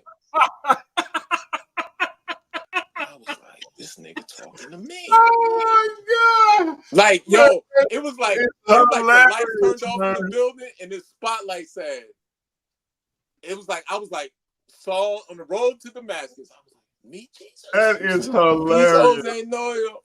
Bro, I've never been the same after that song. Never. Because I really thought about what that said. It taught me the most valuable thing. Stop worrying about women and worry about yourself. Meaning, get yourself some money, enhance your mind every day, get yourself in shape. I'm telling you, that song is the one that changed my life. Just like when I was a simp and I wanted a girl, I can tell you right now, the soundtrack to my simp life in high school was Joe. All the things your man will do. You know when you see that girl with the dude and you wish he was him? Like, girl, I would do that for you, girl. I would take you on the night cruise on the yacht. Hey. We can't lose. Like, I was literally like, yo, I'm telling you. Like, hey, it's funny that song because changed my life. I think about, you know, them old joints, and me and my cousin was talking about like some of the more underrated songs by Atlantic Starr, like If Your Heart Isn't In It. You know what I'm saying? Like that's a banger. And people, I remember being grown and finding out that was Atlantic Starr, because I didn't even realize. I was like, yo, that's Atlantic Starr? That's a banger. Or that Put a Message in a Bottle, Send For Me. I forget the name of it.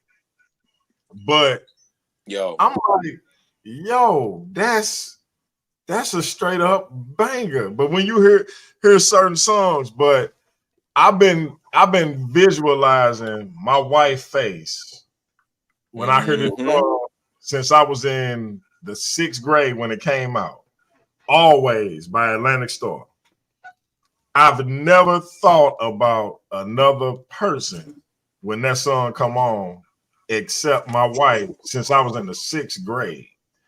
And it's funny because I remember when I first told her that when we did finally start dating, she was like, stop playing. I was like, I'm not.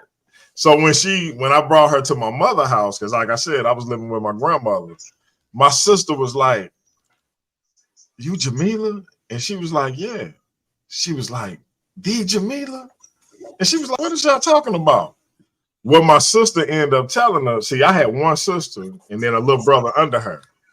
So one of my biggest things was because my sister didn't have a lot of friends to middle school. So I was like, hey, before we go do the guns and the G.I. Joes, we got to play with Renata. So we would play with my sister, whether it was house, dials, whatever she wanted to play, because I wasn't finna have her in there looking lonely. Now, I didn't know the impact of that then, but my sister talk about it to this day like it was one of the greatest things that I ever could have did. So I'm like, salute. I was doing my big brother thing. But, you know, when you're in the house, you got to have a mama and a daddy, right? So I'm married. My wife's name was my wife's name. So my sister tells her this, and she was like, stop playing. I was like, man. So at this point, I'm a little embarrassed by it, right? But at the same time, I didn't know how much cachet it was going to actually give me. I be telling my little sister, I'm like, you a genius, boy. I should have brought you around more girls. I would have had way more going on than I actually did, because that was genius. I'm thinking I'm going to be embarrassed, and you didn't hook the brother up. But yeah, when she told her that, and it was true, my wife was like, wait, what? You used to?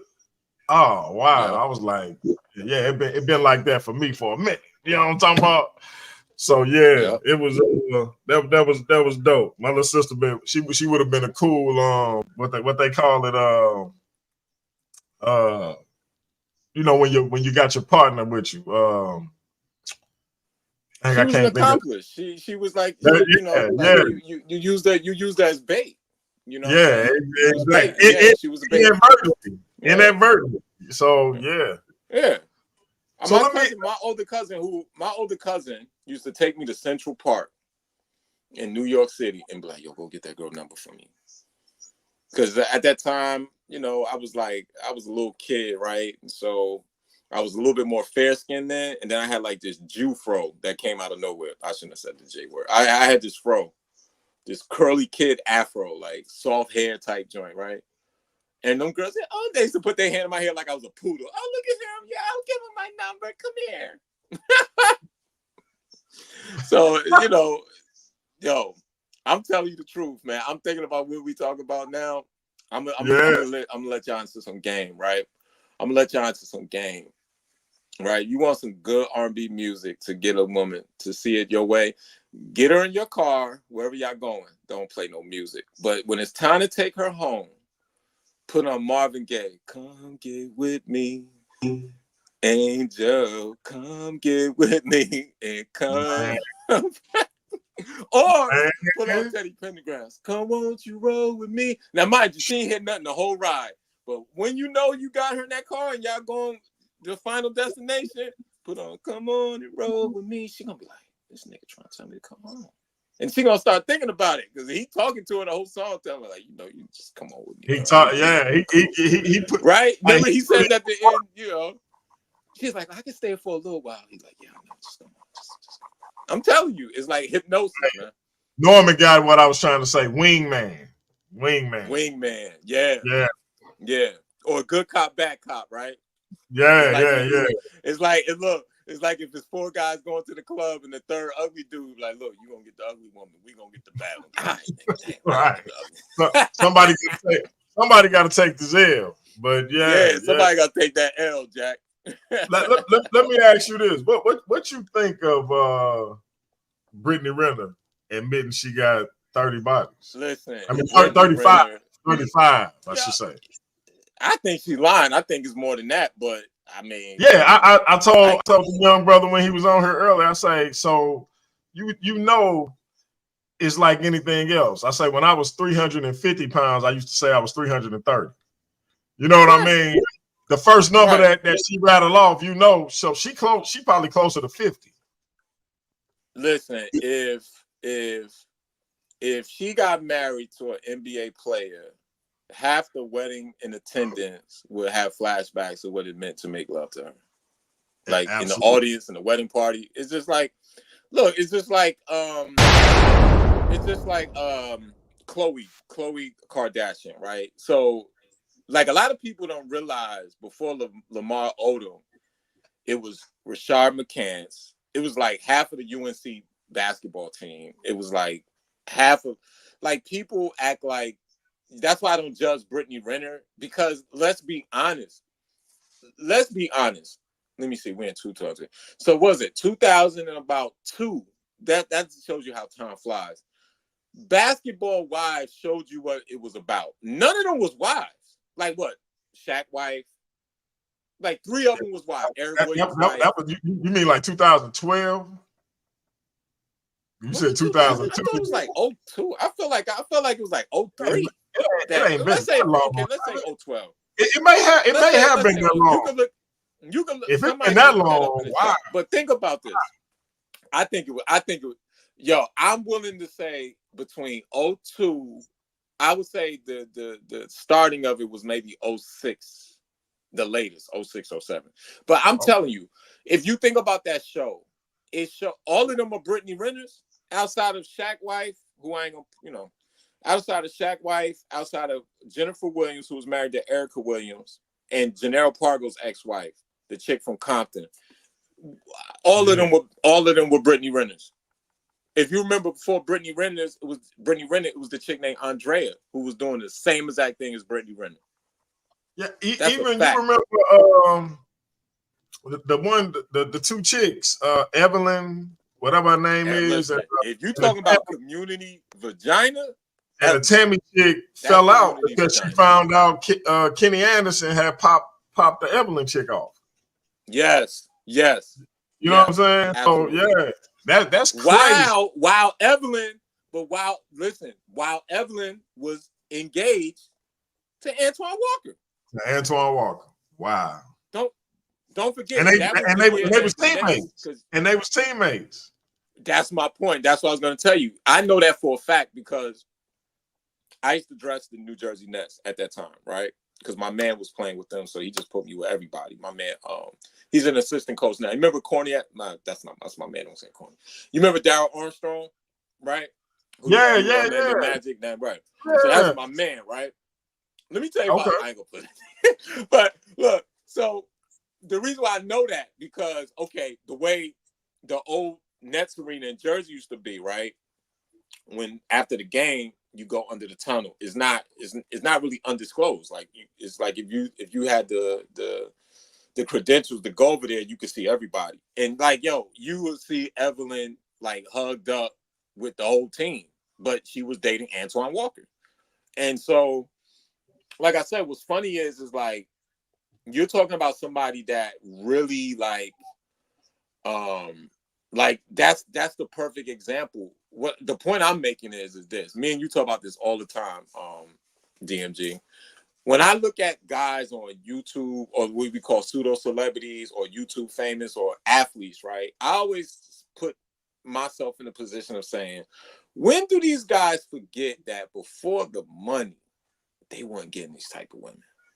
Because see, Antoine Walker with that scoop ball, like lantern head, right? Like this woman, do you think it is a coincidence that she left him when he went broke?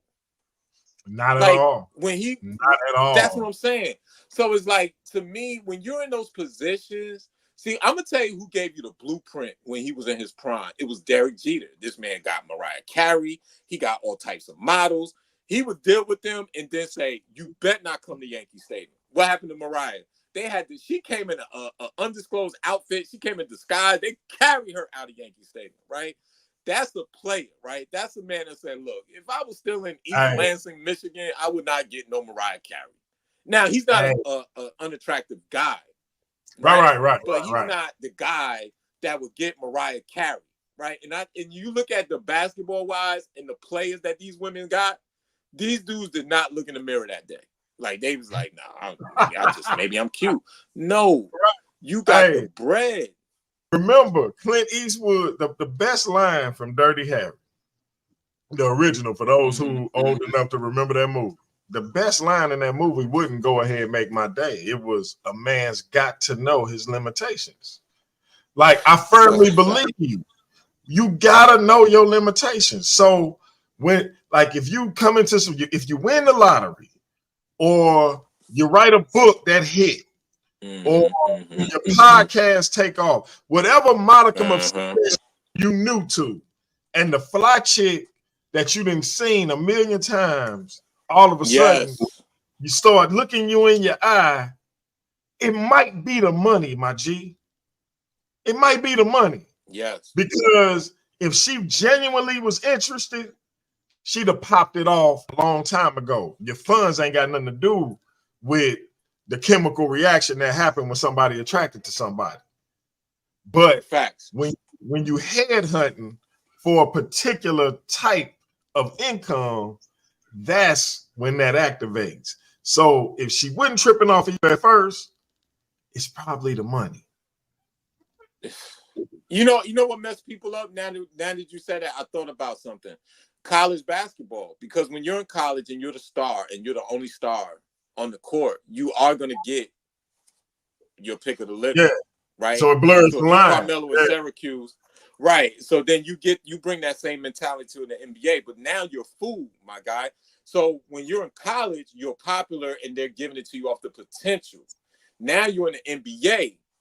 Yo, I'm gonna tell you, you can look him up. I know you know him. He was another dude that I saw. I was just like, yo, this is crazy. My man, just remember Desanya Jacques? He played with Cleveland and he ended up playing with Dallas. I remember that name. Yeah. Bruh, the African dude. Bruh. Yeah, exactly. This dude was in the tunnel one day. This when D. Armstrong went back to Dallas. So he had 3 women. His father, now Designer's job is like 7'2", bro. His father was like 5'9". To ask me how that happened, I do not know. Father looked like the old Indian dude with just the jewelry from the neck to the telly. I'm like, yo, to his tummy. This dude had 3 of the baddest chicks you will see in your life. And I said to myself, if this dude think any of this woman is with this 7'2" alien looking dude, he is in trouble. Like, if he think they like him for his game because he was a bum, if you think you like him for his conversation, he in trouble. Now, if you understand the game and you understand, like, yo, you are the upper echelon of financial status in this country, socioeconomic status, and they liking you for that, then good. But I just seen this like glazy, starry-eyed dude just looking at them like, I'm the man. No, you're not. You just got the money to be the man. Like, but you fall off. You bring up a good point though. So like with him, it's difficult to discern what's what with certain women. So think about, because everybody made fun of Zion Williamson with the situation with the porn star, but when you the man and you have these women coming at you, because you actually is the man, and so that's a fact. So you've been getting the female attention because you was a star in high school, since middle school, high school, college, now the NBA. So it's not a rarity to you for the baddest chick to be getting on you. So it seemed like that may be even easier for you to be exploited. I agree, because I'm thinking about that. Like I say, because you think about Zion, if anyone has ever even been to Duke University, it's a private university, right? So it's very intimate. Because I remember I got accepted into Duke. I wanted, at one time, which I was stupid, I didn't do, I wanted to go pre-med, right? And so I just couldn't afford it. Let me not say that. I didn't want to put that on my parents, right, at that time. So, but I remember visiting the campus of Duke, right? And so it's very intimate. It's a private school. And it's super expensive, and like you're gonna get the upper echelon, and you know Zion, he likes some vanilla, French vanilla, right? So you're gonna get the upper echelon of Caucasian women, right? So you know he experienced that, right? And so when you get into the league, like you say, that discernment, they don't really understand the potential versus the reality. Now the reality is you're made it, and you are going to get every single type of woman that's gonna, try to get, it's a lifestyle, bro. Like, it's a lifestyle. Like, think about, Magic Johnson showed you that, right? Magic Johnson showed you that he was not used to, like he even said it in interviews candidly. He used to say, man, when I first got out here, I just seen all these women and just women and just women. And this man was having real live candid interviews, like on they're like really admitting that all I wanted to, this was way before the AIDS thing, right? Right. Like he was like, yo, I indulge in all these women, 5, 6, 7, 8, 9 at a time. Yeah, they said Dr. Buss was taking him to all kinds of Hollywood parties and this and that. So think about it. You rich as I don't know what, Dr. Buss, and then you coming in there with the biggest star in the city at the time. Y'all, they got busy, bro. They got busy. The Forum Club, if you know anybody from LA like I do, the Forum Club that was in the Great Western Forum was modeled after the Playboy Club, and it was modeled after Studio 54. So if you understand what Studio 54 represented, it was sex, drugs, rock and roll, right? The Forum Club was that. The Forum Club was that. Like half the time you wouldn't even, James Worthy, who, a lot of people looked at him. He had his little scandal here and there, but you looked at him as clean cut. James Worthy said we used to have sex at halftime with the women. He said that. Like that. When I think about that, like when you think about it though, like I tell people, I'm for most of my life, unfortunately, I was broke. Me and my wife can tell you what being poor is like. I've been there, getting up, warming up water for her and my oldest daughter, then going to donate plasma to make sure I have some food on the table when they get home from school and work. So we've been poor. Now my 3 younger kids, you know, we talk about that time in our life, and they be like, "What is y'all talking about?" They don't Like identify, yeah. Hey man, my younger kids are so like fortunate. I remember my car was down and I used my father's work van. They were little then. My daughter actually cried because we was in the. I was like, if you don't shut your, like I felt like I failed. I was like, oh, she too. We didn't indulge them too much. But my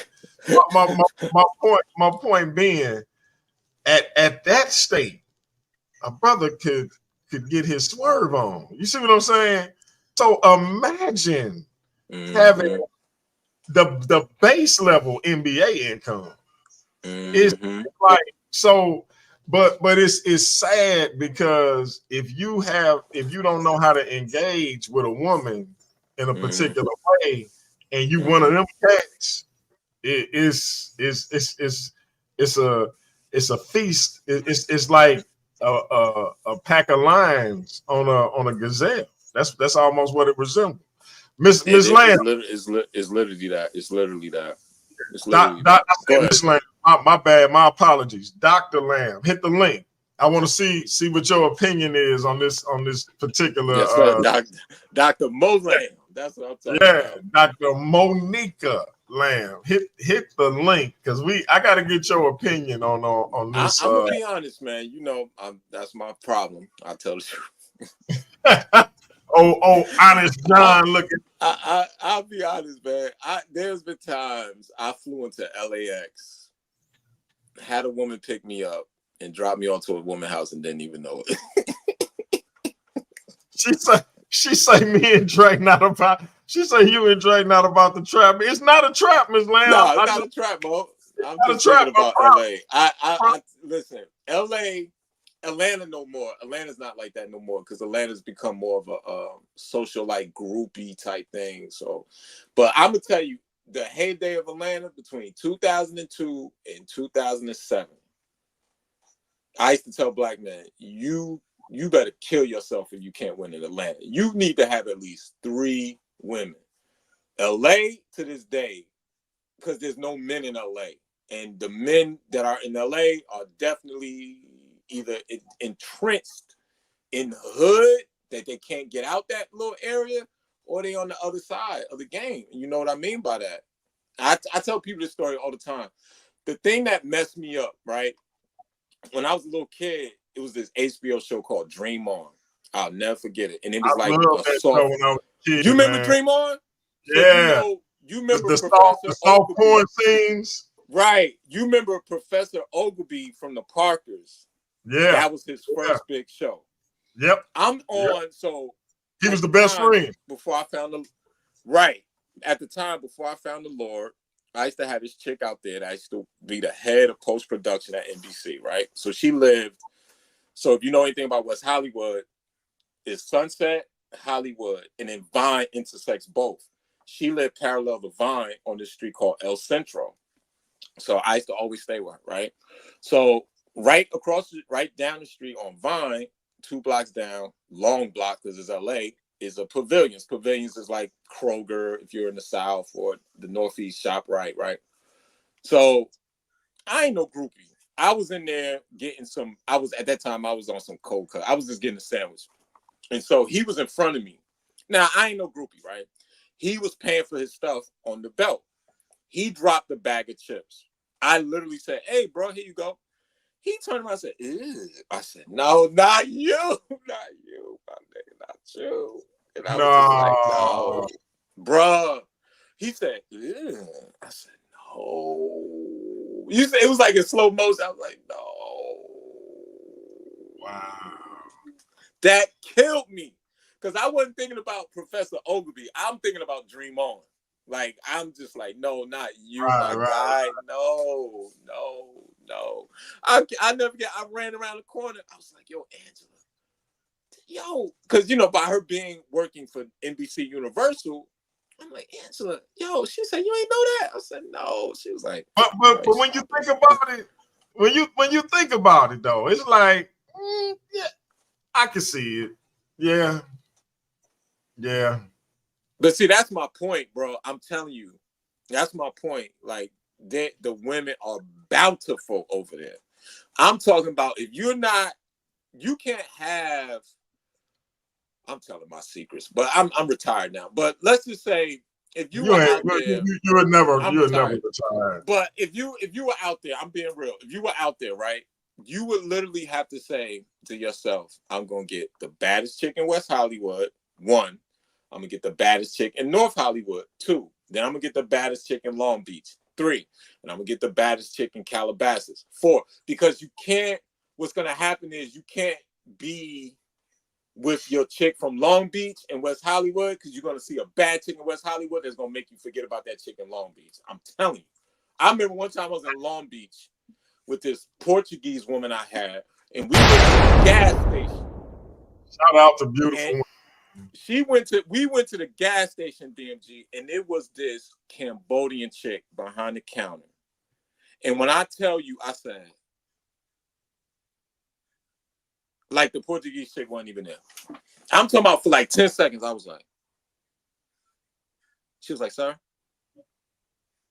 And then what you call nudge me. And I said, oh, I said, yeah, let me get that. Like, I had to play it up. Listen, LA, Lord have mercy. It's stupid. It is, listen, 23-1. Before I found the Lord, I was out there hoeing like it was no tomorrow. From Santa Monica, Lord. And all you gotta do is be from New York, New Jersey. That's it. They hear your voice, over. Wow. I remember this last story. I remember. Yo, this is a true story, man. And I told Lee this story too, right? I remember DMG. I had an Egyptian woman over there. Well, the so-called, she was Arab, but they call themselves Egyptian.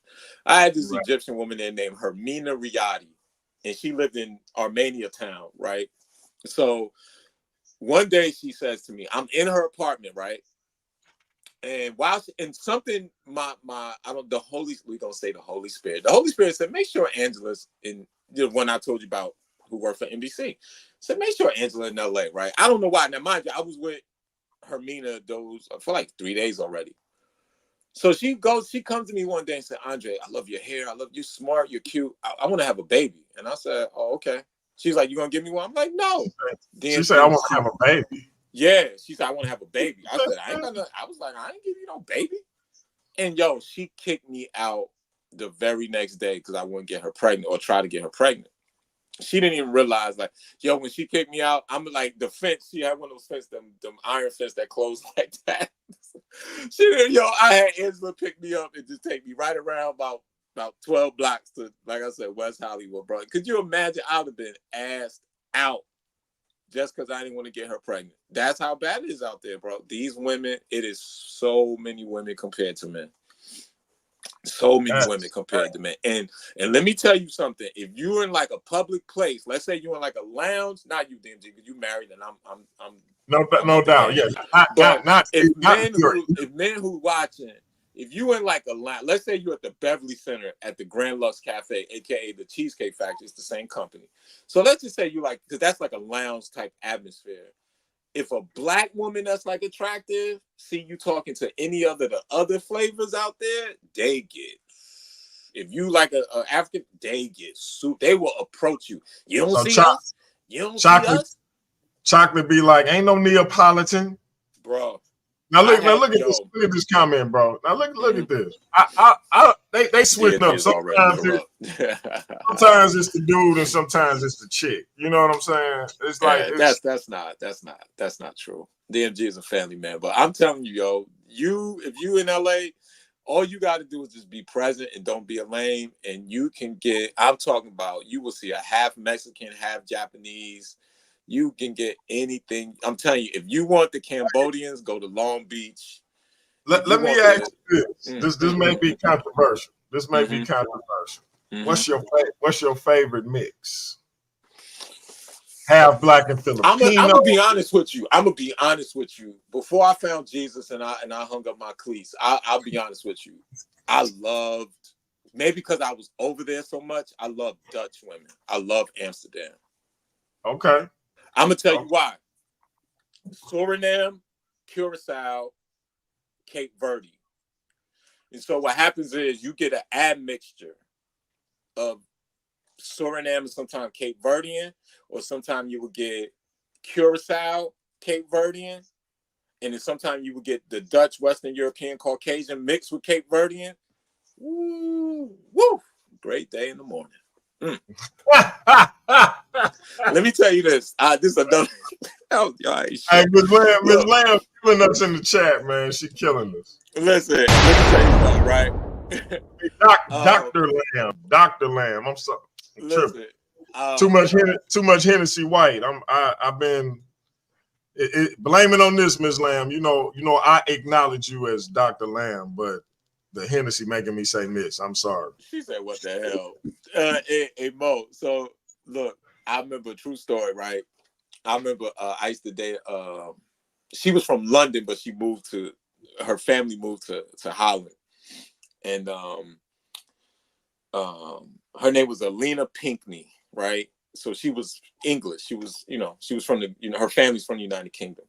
But she had an accent. She certainly had an accent, and so she had she owned a franchise, a hair salon over there called Kinky Cappers, right? So her best friend is Suriname mixed with Curacao. I tell you no lie. I landed in Amsterdam Schiphol Airport, and so not far from there is Haarlem, right? Haar, where you get to Harlem from New York City, right? But it's Haarlem. And her best friend also had a spa/beauty salon.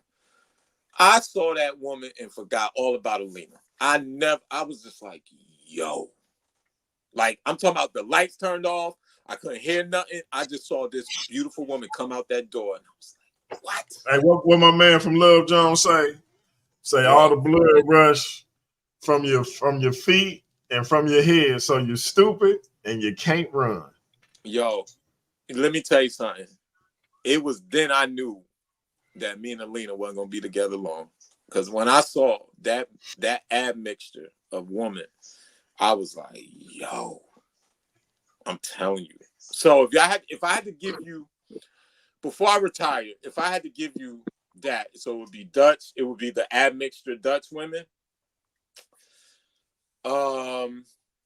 People ain't gonna like this, but I'm honest. It would be no doubt. It would be Hong Kong, Southern China, Guangzhou, Shenzhen. They ain't gonna like this one. It's the truth. Southern Italy, like Naples. Yeah. They ain't gonna like this one either. Japanese. But I'm gonna tell you, but number one is Cape Verdean and, like I say, the Curacao Portuguese mix that you see in the Netherlands at that time. You definitely like a little Asian cuisine, though. I do. I think because I spent a lot of time in my mid-20s in Hong Kong and in Southern China, like, learning fat. Like, I think that's not, and it wasn't like, and obviously, my one in the time I was married, right, was when I was a simp and a sucker. But I don't, me, before I retired, I listen, I was Baskin Robbins. Like, give me the menu. That's what I was like. I was not. I am, like I tell Captain K all the time, you got the 12-track chart, I got the 15. Because I ain't giving up the rest of these women. You can have the other, you just want to knock that 12, give me 3 more, and I'm going to make it work. But right. Let me get to the brother. Yeah, to my brother. What's your favorite mix of women, brother? You in St. Louis with DMG? I was just about to ask him, man. He a Pan African, so as a Pan African, all right, so I know we're gonna get some East African, some Central. Go ahead, brother. Can you date outside of your race? No. The Pan. He said never. No. So a long time ago, it was going to happen, but with me, I'm thinking about not only how my people feel about me, because I know what they would say to me, but then like also, and this is as minuscule as possible. It would be very difficult, like for me, like this white woman or this non-African woman is not going to be able to know how I feel when we get pulled over by the police. An Asian woman, a non-black woman, Hispanic woman, they're not going to be able to understand that. And that's just something, and I will admit, I fell in love with the white woman a long time ago. This nigga's got white woman drama. I love it. Go ahead, finish. You felt like women a long time ago. Go ahead. I was a theater person. I was Othello. You was a thespian. You was a professional trained actor. Was she Ophelia? She was Desdemona. Desdemona, okay. But it's just I can't. She's not gonna be able to understand. A non-African woman won't be able to understand. How I feel when I get pulled over by the police, and then what if we have children? That's another issue. Like this kid, my child is gonna grow up with mixed or split identity, and that's something else to think about. So I can't justify that in my head. I just. Let me ask you a question, because me and you had this Pan-African discussion before, and one thing about me, I was once you, right? Especially when I was 15. Not that you are a 15-year-old now, as far as mentality or age, right? But when I used to be a Christian, my mother's church made us go to Nigeria and all these places, right? And I was a Pan-African at the time because I didn't know any better. But what are you gonna do when you find that beautiful chocolate African queen that calls you an akata and say you're not good enough? Wait, what?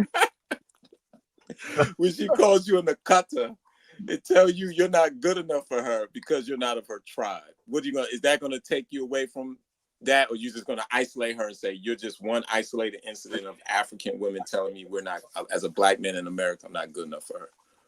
Yeah, I mean, or you only gonna date American black? Huh? I mean, I'll just call her a coon and keep it moving. Okay. That's not going to cause. So you're just gonna isolate. So you're just gonna isolate her, right? And just be like, okay, this African queen doesn't like me, but she just happened to be a coon. I mean, she wouldn't be an African queen at that point, though, if she called me an akata.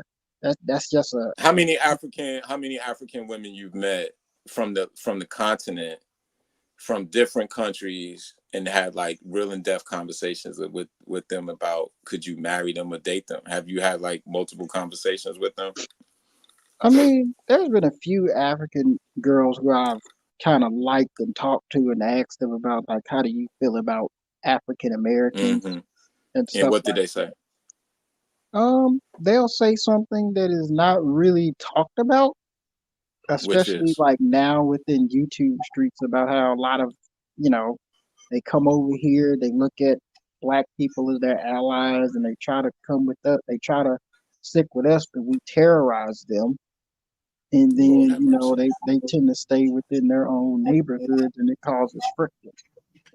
That's called deflecting. She's deflecting, brother. That's not honest. That's from the African people that I've talked to, they've all generally said the same. So it's like that's. Let me ask you, Tori. Why did you consider yourself an African? Me? I mean, not. I said Tori. My bad. Yeah, why do you consider yourself? And I see you growing a beard, man. Because the last time I actually seen you, You ain't have all that, so you've been growing that for a little minute. That's what's That's up. a fact too. Yeah, you've been growing it for a minute too. And if you was in like a black room, you look like Nino Brown when he stabbed Christopher Williams with the knife with the dog. Hey, hey, hold up. You know I gotta do it. You know I gotta do it. Play it for him. Play it for him. You know I got to look at him. it. Look at him. Yo, look at him, bro. Hey, $1 million a week business. Reduce the effing rebels. As soon as you said that, I say, oh, wait a minute. He sure do look like Vito. I'm running this shit. Like Sit your $5 ass down before I make change. Hey, that would be your interest music from now on. I'm trying to tell you, boy. So look, why do you consider yourself an African?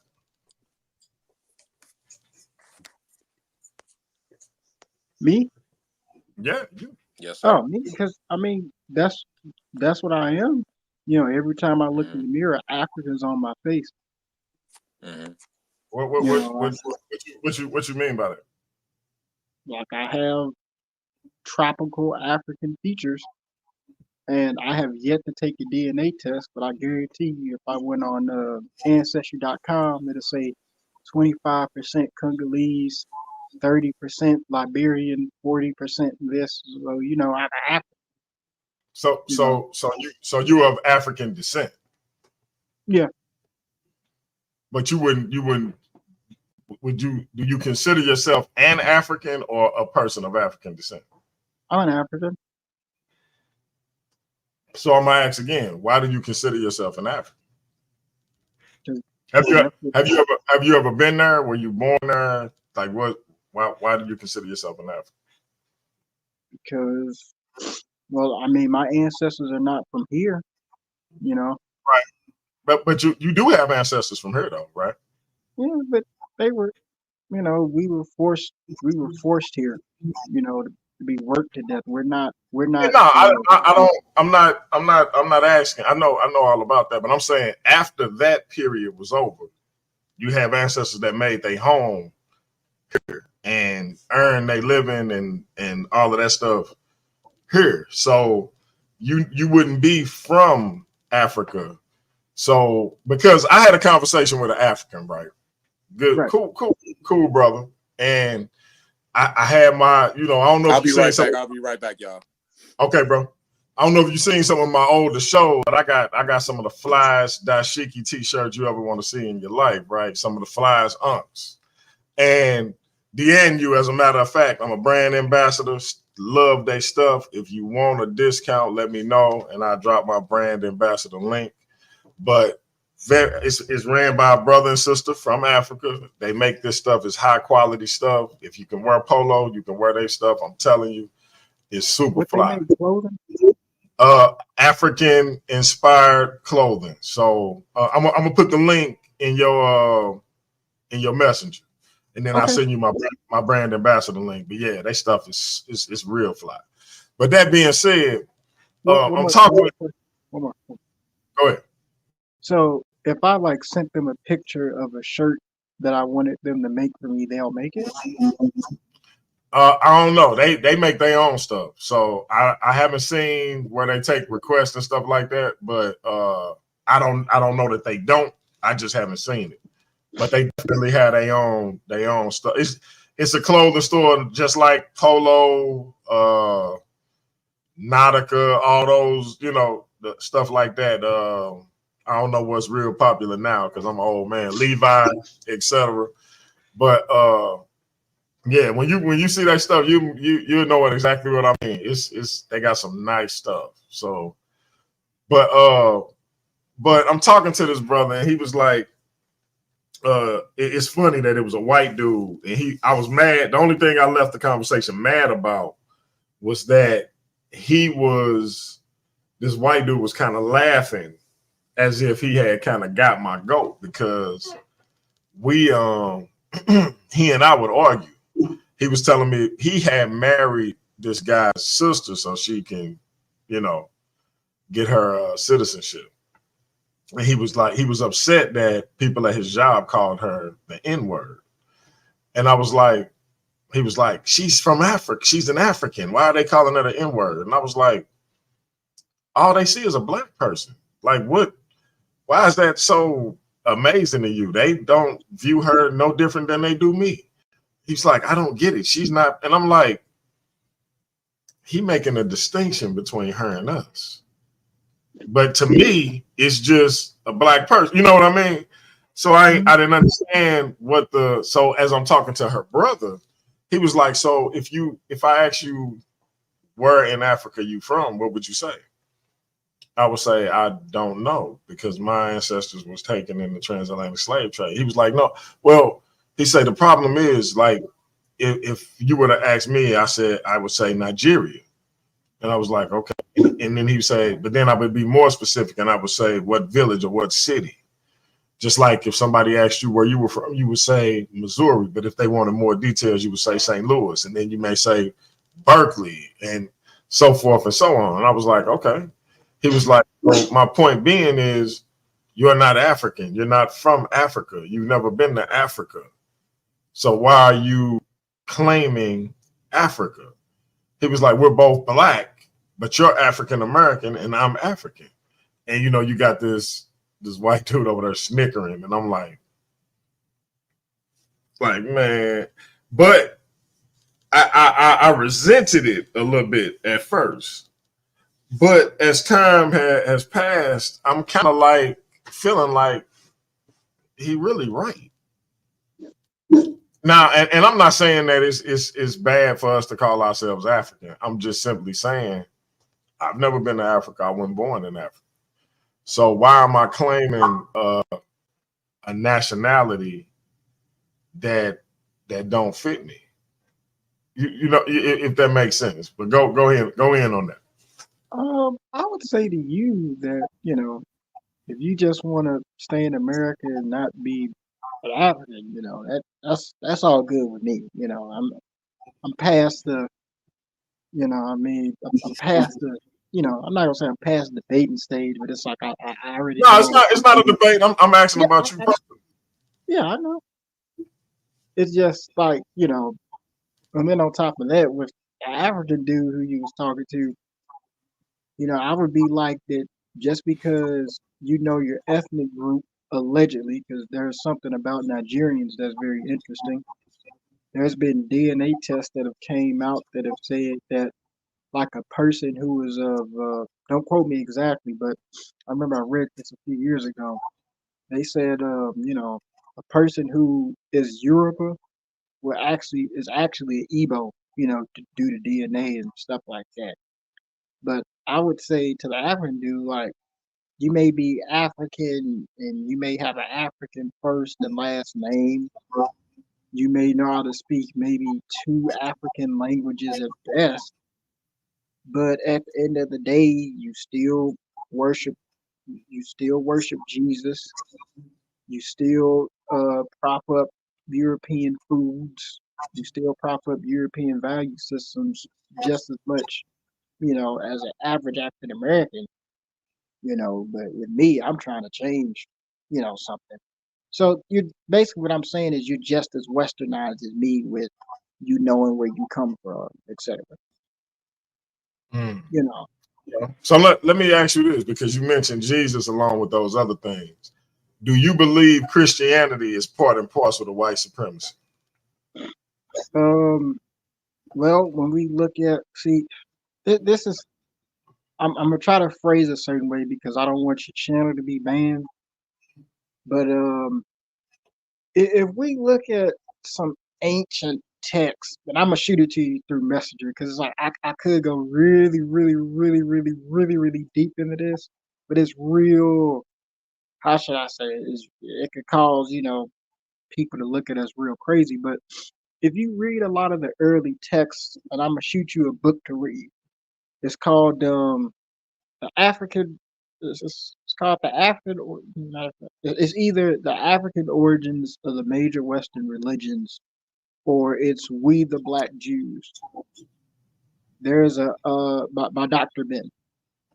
There's an ancient text from an ancient document that would say that yeah, you can say that Christianity is a part of, the white supremacist arm structure.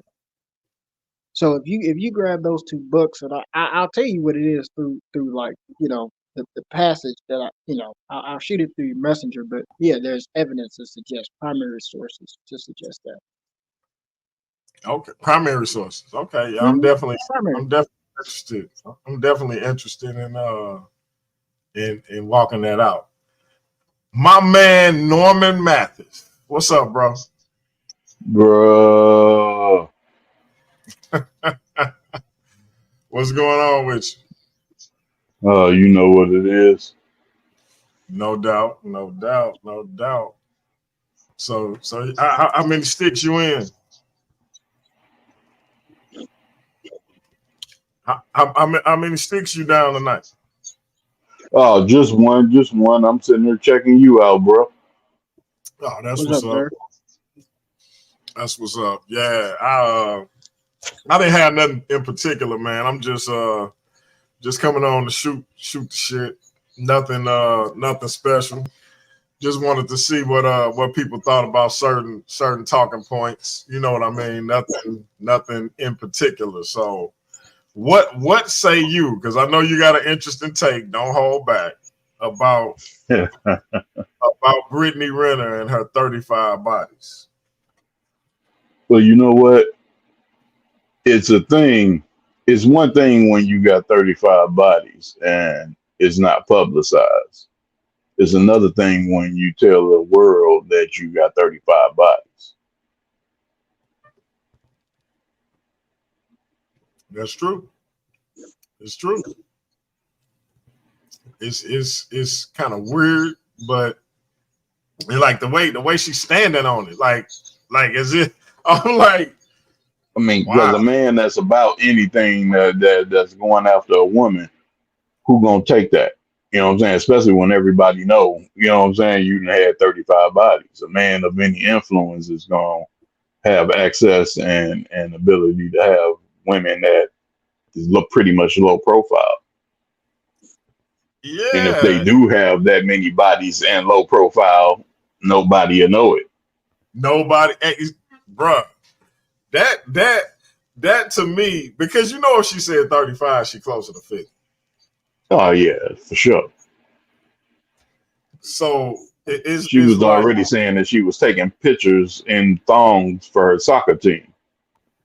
see, so yeah, it's like, and then she say, not, I ain't mad at her because she black, but she say Hey, you whoever she get it how you get it. got to be black. I was like, okay, but what self-respecting black man go? I'm confused, Yes, man. you I'm get it how confused. you get it, but you still have to accept the consequences of what comes with how you got it. Yeah, somebody was talking about being like your girl first kiss or something. I said I think I'm the third or fourth dude my wife kissed, because we started dating I think our junior year, and I feel a way about that. Hey, Like don't be putting my sis out there like that. I'm not. I mean, it ain't. It is what it is. Like you talking about somebody that say she got 35 bodies. I'm talking about somebody that kissed 4 men in their whole life. So if people think that's out there, then I got 2 words for you. So Well, they wasn't men at that time. right, So that's the other point. Oh yeah, I said we got married when I was 20, and I'll be 47 in a couple of weeks. Speaking of, I got a 3-day weekend, so if we getting it in, we need to figure out that which days, Friday or Saturday. Hey, I already put something up, so you know what it is. Just check out our group, our little group thing. You'll see what it is. Okay, for sure. So yeah, man, I'm just like, what kind of, I just don't know what her future prospects is looking like. I might do a live tomorrow on I mean, she says she's looking for some high influential dude that's gonna accept her for her. But Yeah. I don't see nothing greater than some C or D list brother that's looking to up his stock by dating her. Maybe she'll find one of them dudes like the dude that married Anna Nicole Smith. What, the one in the wheelchair? Yeah, like old in a wheelchair, got a gang of money. Because he ain't gonna care if she been with 85 men. He ain't gonna know if she been with 85 men. Exactly. So it'd be irrelevant. So, man, but I'm just, yeah, that's crazy. Go ahead, bro. See, y'all better than me because I've never dated anybody who went to school with me all throughout my years of like school, because like my whole thing was it wasn't because like I'll be always thinking like, man, what if me and her break up and then I see her and the dude together? That's gonna cause me to have like a heart attack, and like I'm always like, Hey, keep in mind, man. How old are you, bro? You ain't, because I know you ain't 25. Are you even 23? I'm 20. I'm 24, but I'm about to be 25 in December. Oh Okay. man, I thought he was. I've been telling people he was 22. you talking to 47 years of experience. Exactly. Like, we're a long way away from 24 and 25. Like I can't do it because it's like even on top of it, like even with like friends, right? I've had so many friends where, like, let's say my friend and his girlfriend wound up breaking up, right? And then somebody from the friend group gonna wind up being with his ex girlfriend. Like I'm like I cannot, I can't, I can't like think under these types of circumstances.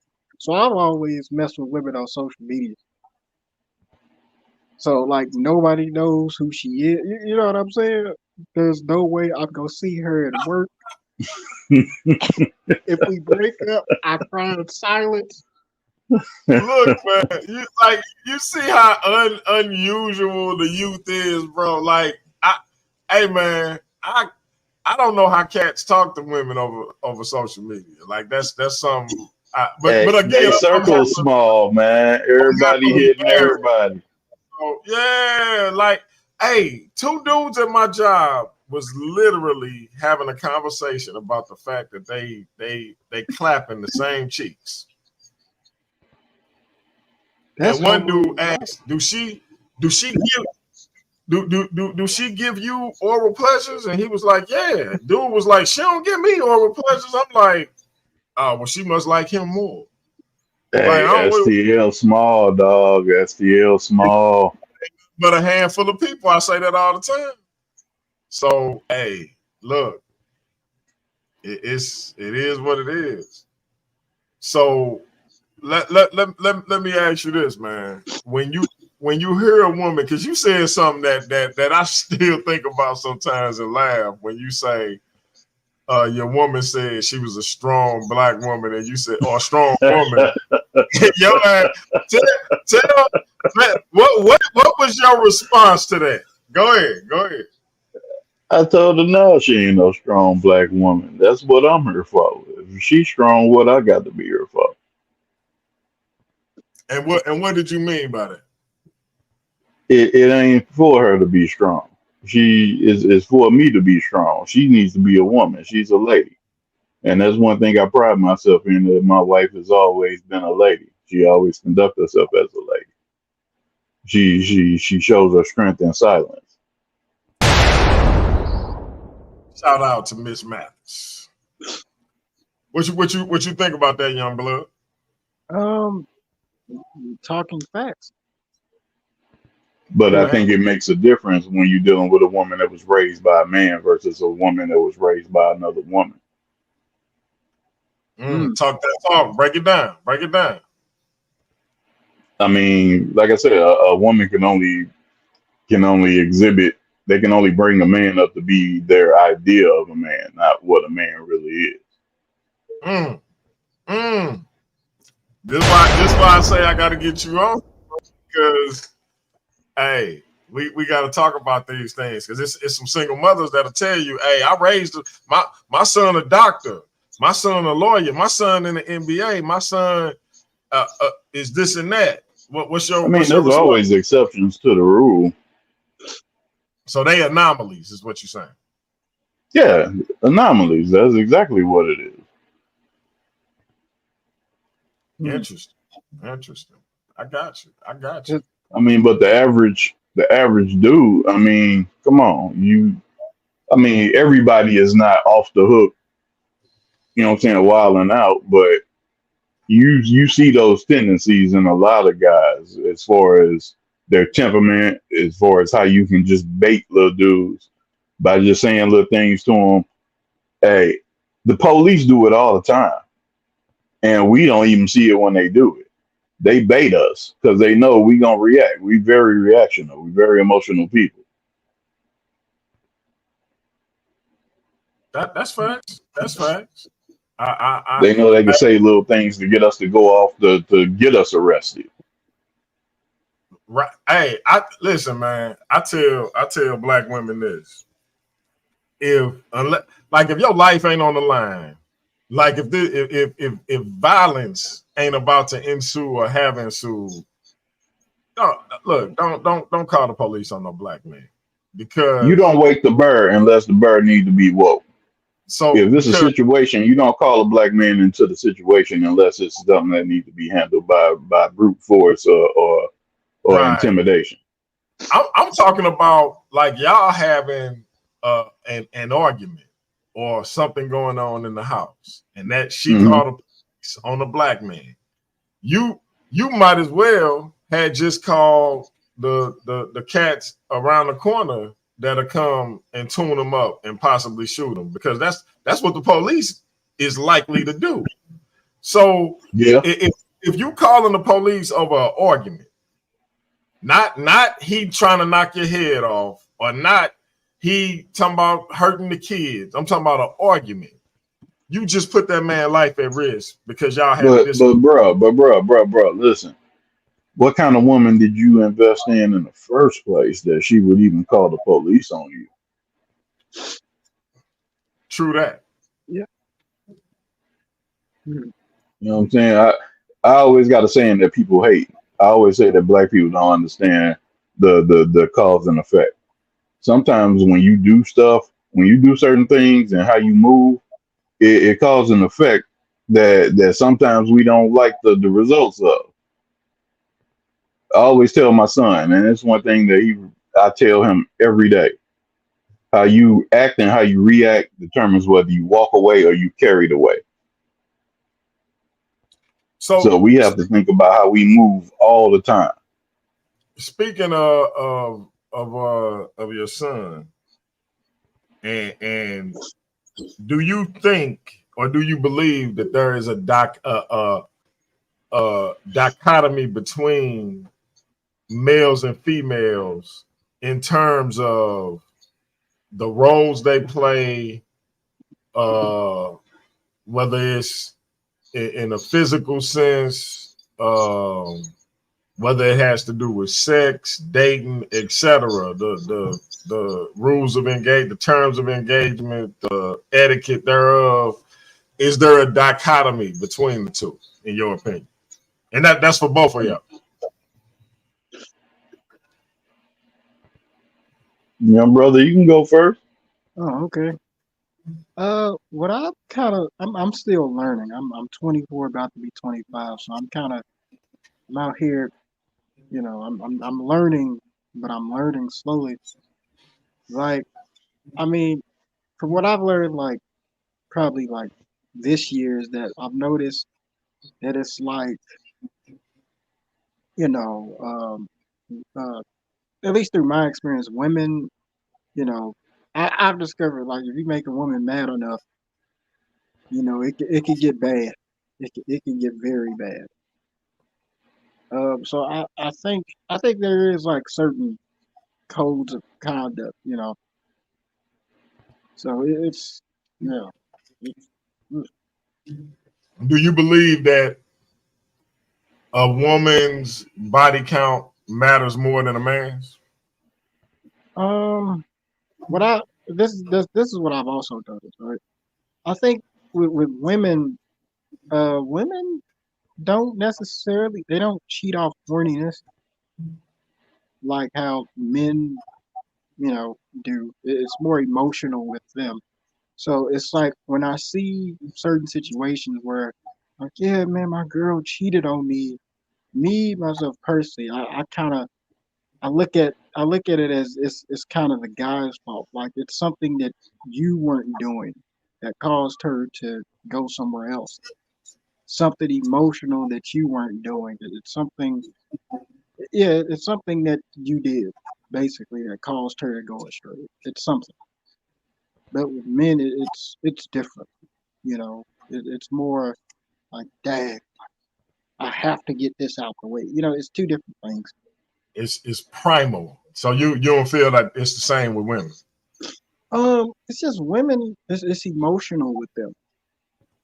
You know that. I mean, at least that's what I've discovered so far. Me being 24.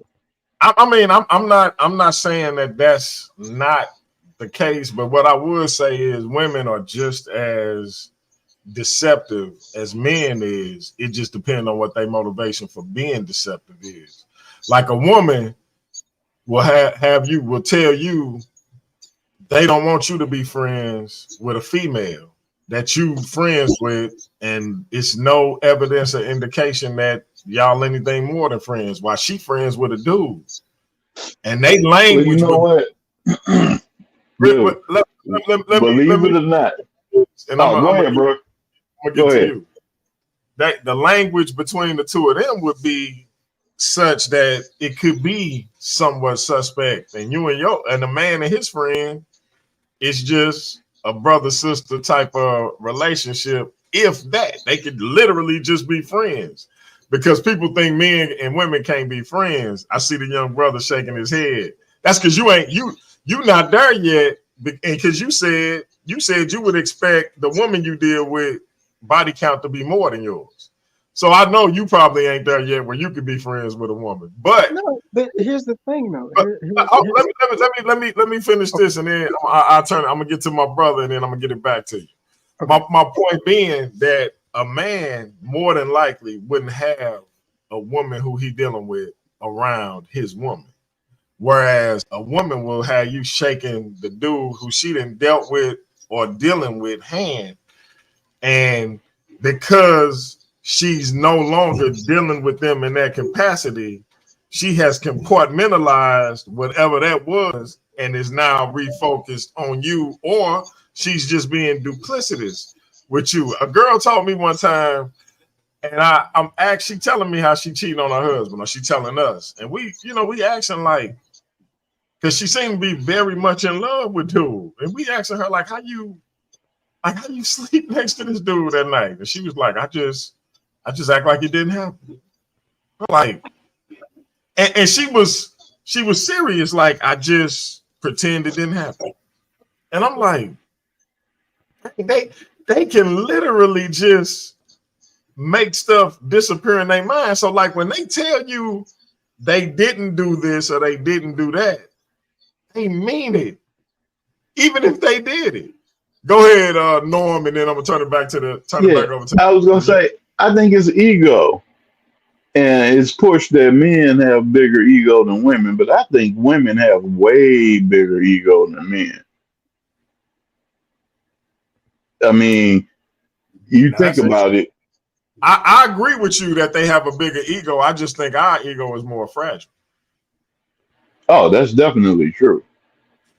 I mean, women think that when you, like, just say you in a public setting with multiple women, and just say, like, just me for instance, I work in an environment where it's 90% women.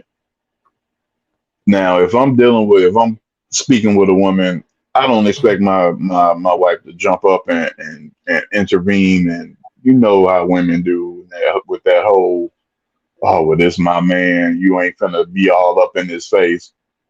They don't understand that it's more sexy to give your man the opportunity to say, "Hey, my wife over there," you know what I'm saying, and walk away. They don't see that, but they ego so big that they got to jump up and intervene and jump into it. They don't give you the opportunity to be faithful in that sense of the word. They feel that they got to prove something. Oh, what you say, young blood? Hmm. See, I have seen that before, where like women, they kind of they're like okay with the fact that, like, their man is being wanted by, multiple women and things of that nature. I've seen that, you know. So, seen that. Yeah, I know some women who actually get get turned on by the fact that other women are into their man. And Yeah. it comes in varying degrees. Some women just like it and don't go any further than that. Some women actually, don't But it's mind. always an emotional trigger. Yeah. So, I guess it kind of varies, but I personally feel like women are way more duplicitous than men because once they compartmentalize a thing, it's gone. Whereas a man tends to deal with his guilt on a level to which contrition has to be made in some form or another. But women, they do the same things men do. They just get away with it. Yeah, they're a lot smarter than us. Yeah, that's what and slicker. That's what it come down to. Yeah, that's for sure. But I would to say this too, like on the men and women being friends part. What thing that I've noticed, at least in my 24 years on this planet, is that accessibility breeds romance.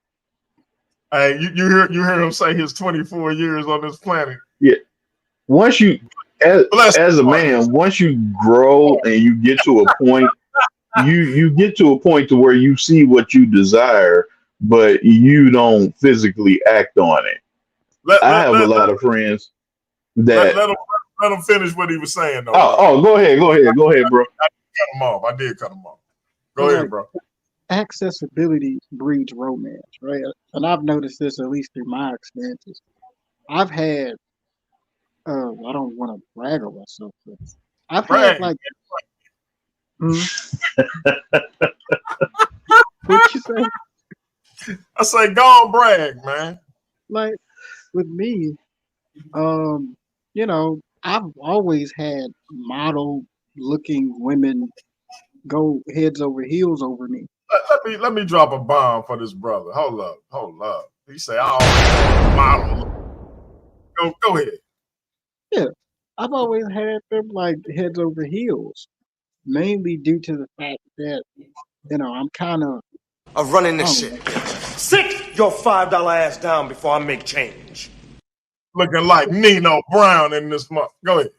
My like bad. it's mainly due to just I would just be cool and calm and just talking to them. Like I wouldn't be trying to. It's not like like I just be talking to them, and I'll always be around them to where they would eventually wind up really liking me.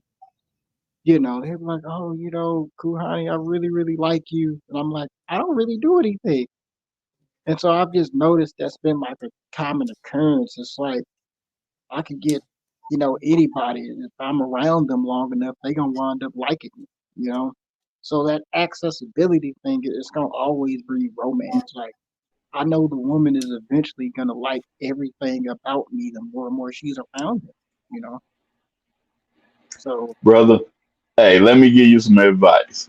And this is coming from somebody who work in the majority of women. I work in a corporate setting, and I've always been the only, if not one of the few men, if not the few straight men in the setting. Treat women like dudes. It sounds crazy, but women are always expecting you to come at them. And they always expecting you to come at them trying to get something from them. But when you conversate with them on a straight level like you would another man, they get interested. Hold on, y'all. Let me read this. So now this clown think he can speak on my wife. Oh, he had it. So now I gotta block him again. Now this like the fourth profile of this clown that I didn't have to clown. Now listen, and I'm gonna say it again. See, bro, I got a wife. The type of wife you wish you had. That's the kind of wife I got. That's why I don't remember your wife, nigga. I don't remember. You don't her. understand. Like, hear me on this. I couldn't even tell you how she looked. The name rung a bell because I remembered the situation with Pops. I remembered the situation with my man James, but I couldn't tell you how she looked. The fact that you losing sleep over something that happened when I was a freshman Did Big D get off there? It's hilarious to me. like my nigga, let me tell you something. Like, because you from what I understand, you either 60 or you kissing 60 in the mouth. I'm not even 50 yet. So it stands to reason when you went and got a chick my age that got the history that your chick got, because again, she was talented before me. She had skills that she shouldn't Wait a have had. minute. Oh. This dude 60 years old, and Dude, we in our 40s. That's 20 years older. And got mouth. All of this is goals. His whole mouth, and he almost 60 years old and got a mouth full of goals. So like tell you I ain't stereotyping. That tell you everything you need to know about this. Bro, I got a rule. He be on. I got friends on YouTube, right? He be in they chat talking the same mess, asking my man, can he come on there and expose what? Fool? Yo, D. Hey man, D, I got a rule, bro. You don't argue with nobody who don't have a retirement plan or a 401k. They ain't got nothing to lose, bro. I feel you, but I'm sick of this dude at this point. See, I was gonna let him live, but now you call yourself saying something to my wife, man. And you know what this is, man. Stop! Don't play with me. I'm a nigga on YouTube. I'm not a YouTube nigga. So I keep telling y'all. I don't know. Like this dude just irritated me, man. I know I've been clowning him all night, but I don't even know how he knew that was that lets you know how weird they is. Not only have you been on my page, somehow you know who my wife is, because I ain't even sure he can see. You can see my wife's joint from my page. Yeah, Mrs. What's that? Yeah, Mrs.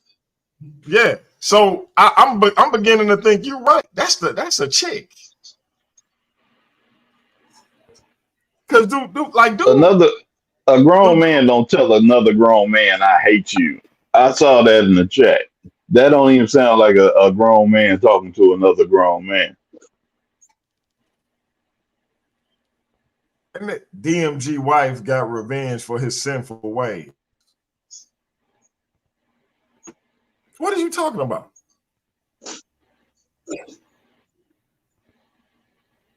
These people weird, man. They weird. Hey, they live on the internet. We live in real life. Real talk. My bad, young brother. I ain't mean to cut you off, man. I'm now. You done messed up the flow now. I've been letting you live. Well, I guess I really been killing you slow all night, because I don't know why you married her. With them, you thought you was special when she started doing them type of things to you. But she been doing them type of things for a long I time. was telling young bro that Stop playing. I was telling young bro he treat women like you do the conversation. You approach it like you would do a dude. You know, I saw his eyebrows raised when I said that. But the thing is, women always expect you to come at them wanting something. When you address them on a flat plane, they get interested and they wonder why. Hey, how come he ain't coming at me like everybody else coming at me? And you continue to talk to her like that, she gonna pique interest. Yeah, that's literally how I operate. Like I be walking around like I don't even give women compliments like that. I just say hello, you Hey, know. that's come from 20 plus years of working in an environment with nothing but women. He been working in that environment longer than you've been alive. I love flaunting how much older I am than them because I look younger than some of them, but not this brother. But I see that beard. I see that beard, man. That beard. Hey, I earned these grades, bro. I earned them. I'm a little jealous, man, but you know. But yeah, man. Let me ask you this, man. When it comes to approaching the like, do you usually go for women older than you, or do you stay in your age bracket?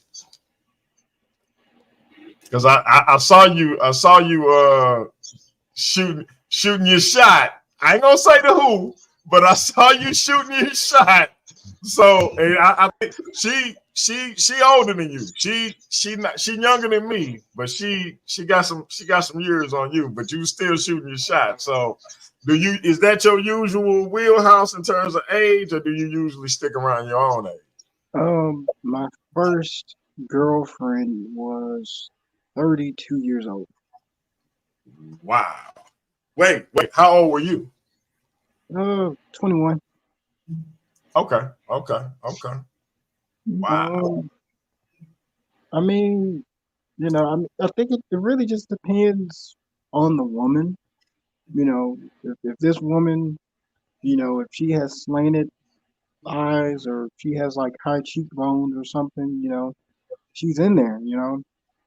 So I mean, I think it She just in there. depends on, yeah, it just depends on who I'm talking to. I don't really think it's an age thing because the girl who I'm messing with right now, she's 21.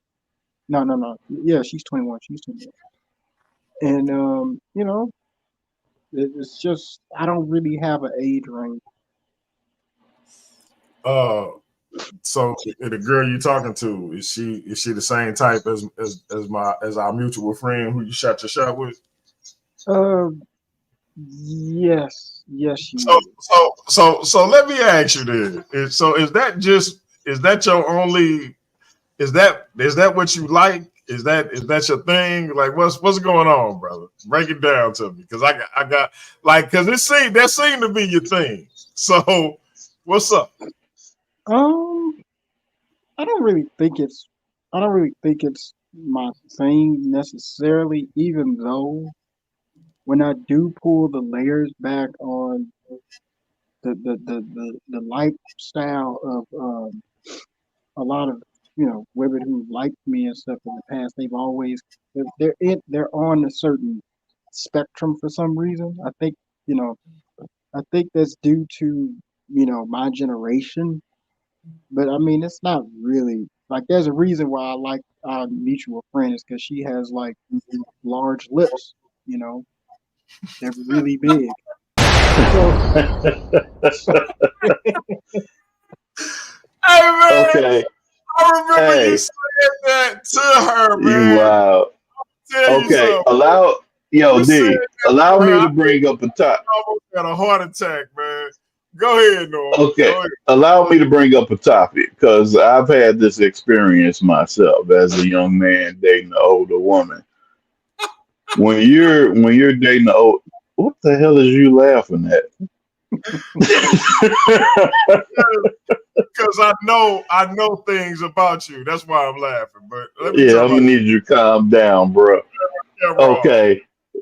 Okay. As a young man dating an older woman, I had an issue with that woman being well established and me as a young man wanting to make my own way. And that made an issue with that relationship. It actually ended that relationship. Young lady, well, she wasn't younger than me. She was way older than me, but she ended up passing. But she was one of my loves of my life. But how do you deal? Is that something that you deal with? Be dealing with older women, that them being more established than you, or are they more established than you? I guess that would be a question.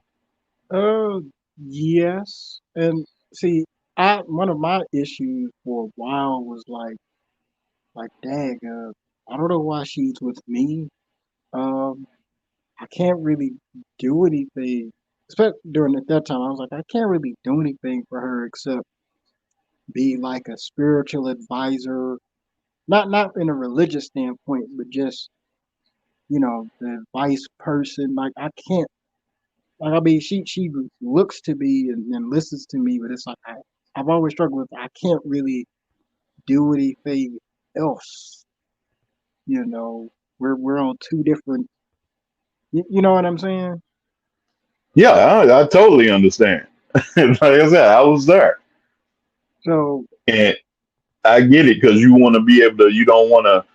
I mean, like the woman that I was dealing with, she was already had her own house, driving the Cadillac Escalade. I didn't want to be the young dude driving her car, or the young dude living in her house. You know what I'm saying? It didn't feel right to me because of how I was raised. Hey, did you were you and this woman engaging in certain behaviors? What the hell? who you asking to? Who I'm are going. you asking? You, Norman Mathis. I'm going somewhere. The hell behavior you talking about? You know what behaviors I'm talking about. Where you engage. Yeah. So Are you talking about so relations? sexual relations. Uh, so you were fine exploiting her physically because you weren't married to her. You just didn't It want wasn't. to. Hold on. Hold on. Wait a minute. You were fine exploiting her physically. You just didn't want to exploit her monetarily or with her automobile. Would that be fair to say? I would say I didn't want the image to be that I was exploiting her for those things. Right. But you didn't mind exploiting her physically. No, I Wow. wouldn't even say it was exploiting because the feelings were real, so it wasn't exploiting. No, but were you married to her? No, I wasn't married to her. I was young.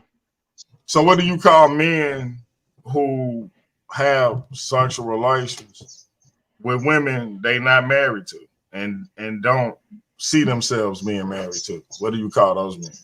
Men sowing their loins, their royal oats. You don't do you think that's fair to those women for those men to mislead them and have them behaving like a wife when they have Who, no who said that they were being misled?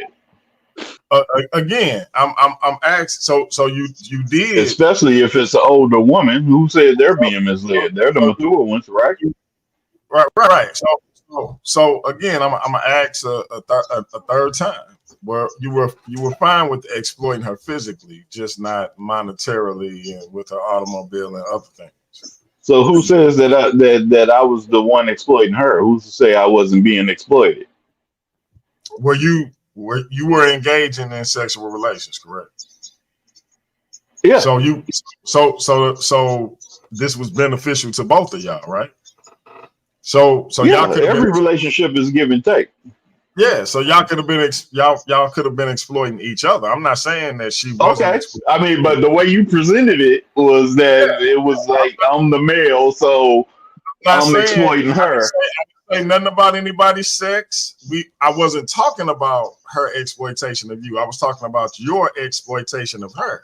Don't make it a Okay. male female thing. We simply talking about what you did to her versus not talking about what she did to you. So why were you comfortable exploiting her physically, but not exploiting her in other ways? Again, I don't see it as exploitation because I was in a relationship and I had real feelings in that relationship. But you didn't want to live with her. You didn't want to marry her. You didn't want to essentially take responsibility for her. You just wanted to exploit her physically. I was in my early 20s. It I'm was a not asking situation. how old. I'm not asking how old you were or none of that. I'm just simply Oh, saying that. but age makes a very big Yeah, difference, bro. I'm not saying it don't. I'm simply saying at that particular time in your life, you were comfortable exploiting her physically, but not in other ways. I'm just asking If what was that's the what you want to address it as, I guess that's what it is. But that's that's not how what I see it as. would you categorize it then? How am I categorize? I'm categorizing it as a relationship. But it's a relationship that you don't want to. It was an exclusive relationship So if it was a relationship, why didn't you want to drive a car? because I had my own car. But that's not what you said the first time. You said you didn't want to be seen as driving her car and things of that nature. If it Yeah. was just about, so if it was just about you having your own car, you would have said that then. You don't want it to appear as if Again, you are like I said exploiting before, I don't want it to be seen as it. as I'm that guy that's driving her car and taking advantage of her because that's not what it was. But you didn't mind taking advantage of her sexually. I didn't take advantage of her sexually. What are you talking about? How is it not taking advantage of her if again you didn't intend to be her husband?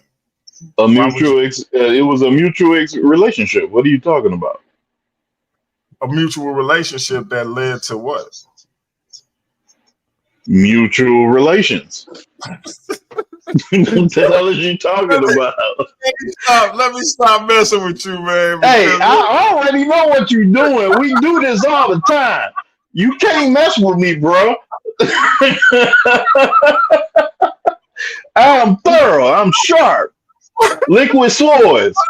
I was like, is he gonna call me out? I gotta stop myself. I was waiting for you to call me out, but you wouldn't, so I had to stop. No, I'm gonna take it as far as you gonna take it. Let's go.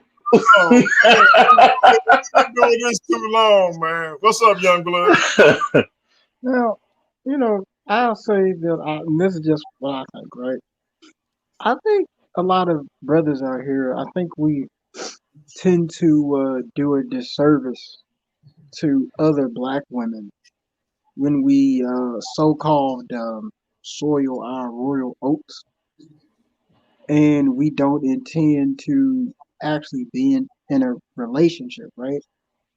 Because like this is kind of what I've noticed about like when you cross the door of no return, a lot of women afterwards they tend to be a little confused, and the relationship dynamic kind of changes forever, and it like causes like I would I kind of say almost unnecessary feelings to come after that. Okay, bro. I want to ask you a question. Yeah. I want to ask you a question. Do you not think that those older women already know that No, I'm saying the women period. destination of that relationship? Like I'm just saying like women period though. I think we have to be careful when But we do you think that those older women have those expectations of you, or do they think that they're in the relationship for what it is? I mean, they could claim the latter, but just, things show that like women, it's like unnecessary feelings develop after that to where like the relationship isn't the Is same that why you anymore. are here? You know, and I, I think we have to be careful as men. We have to be careful. yeah, I get where you coming from, but I think you discount how older women move. Well, Like seriously, a lot of these women got their stuff together out here, and a lot of them play for what they play with. hmm I mean, I've been off the market for a long time, but hey, I already know it's rough out there in them streets, bro. Is that at your age, I'd be concentrating on just building myself, building my wealth. Hey, get you a little crib, get you some property. Hey, at that age, if I could turn back the hands of time, that'll be what I would be concentrating on. Trying to get a little small crib, even if it's a little 1-2 bedroom house, just to have something. Start investing in some stocks. Hey, that's the best advice I could give you. Man, I need some sort of advice like that because if you were to see the women that I be having fun with, you'll be like, why are you messing with her? I mean, it is what it is. You're young. That's what you're supposed to do. You ain't What? supposed to be tied down right now. What? But hey, but you gotta have priorities. You gotta have your stuff in order. Hey, have your fun.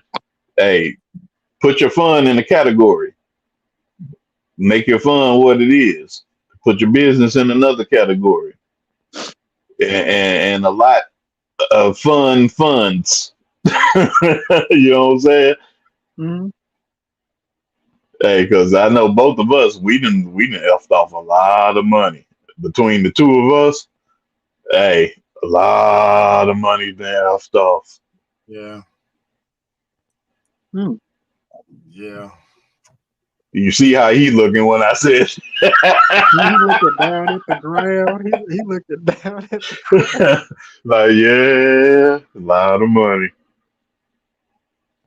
There's a Yeah, quote I from hate you. hmm? Hey, what did y'all think of this comment Tyler Perry made too long ago? Let me see if I can share my screen. Let's see.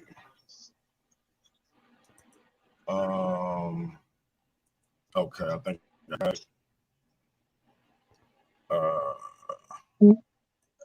Let's see.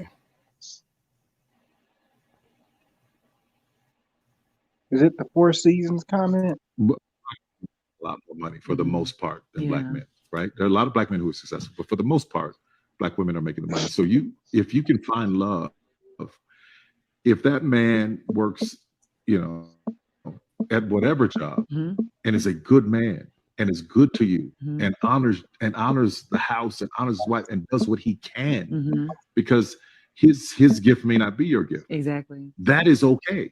That's not somebody who's beneath you. Yeah. That's somebody who came to love you at your worth, right? Yes. And as long as he's secure in himself to know that, yep, she makes most of the money. All I can pay is the light bill. As long as she's comfortable enough to say, I'm going to cover the mortgage and all the other stuff. You've handled the light bill, baby. You can take me to dinner every now and then. That is fine. Yeah. That's fine. Yeah. But that's so hard for a lot of people to take in because that means, no. I need somebody to who is they need to make 5 times more, and I got to have. Well, keep your. What y'all think about that? I heard Medea when he was I heard Medea's voice when he was talking. You stupid. Go ahead. Hey, you already know I'm finna go on this one. No relationship is 50-50. And when you throw finances in it, a lot of women they pick their men based on finances, not on whether they're men or not. And when you do that, you're at a deficit a lot of times. You could have a relationship where the woman makes more than the man. But if that man ain't a man, that woman is gonna take over being that man that man ain't. You know what I'm saying? Correct. But if she's looking for a relationship where she's looking for a man, the finances ain't gonna matter. She's looking for a man. She ain't looking for a wallet. She's looking for a man. Okay. Yeah. See, this is why I ask you these type of questions. So, young I blood. mean, in my personal relationship, my wife made more than I made when we first got together. I make more than she make now, but she hold me down. That's loyalty. You know what I'm saying? And you know how I do. We from 5 years old. We deep. You know how I rock. No You doubt. know what I'm saying? So, I hey, think that's about all I look for. knowing each other. I'd be like, hey, I've known that dude since I was 5 years old. The year my grandfather died, we met. That's crazy. Yes, sir. That is crazy. But yeah, no, I feel you. I thought I was surprised he got so much flack for it. Now did that surprise you, or were you like, or are you not surprised that he actually got flack for it? Because a lot of black women said Tyler Perry want us to settle. I mean, we sensationalize social media. We don't look at reality anymore. I mean, the reality is the average man is the average man. I mean, all these women out here, especially, I think Kevin Samuels and Kendra G fucked it up for everybody because they got a Man, lot of these basic broads out here looking for what exceptional broads is looking for, and they think right. that they can get the same thing. And you got a lot of these average dudes simping over females and making them think that they more than what they are. And the average dudes that's out here that's actually doing something, they getting overlooked because we ain't out here on that bull crap.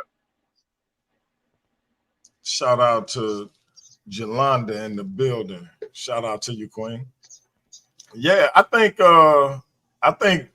it's interesting, man, because I was like, okay, like if you really listen to what he said, I felt like that should have been right up their alley. Like, you know what I mean? So to hear that they just heard that he want them to settle, I was like, oh wow, it's crazy out here. And so yeah, what you think of that, or is that something? And you can talk about it from a Pan African point of view, if you like. I'm gonna keep messing with you, bro. I'm gonna keep messing I'm with talking about Jesus. I'm talking about Jesus. you. Yeah, hey, go ahead. You know I'm waiting. You know I'm waiting. I'm waiting. Come on. Whenever you ready. Long as you get the history right, we good. So, you know. So what you think of that though?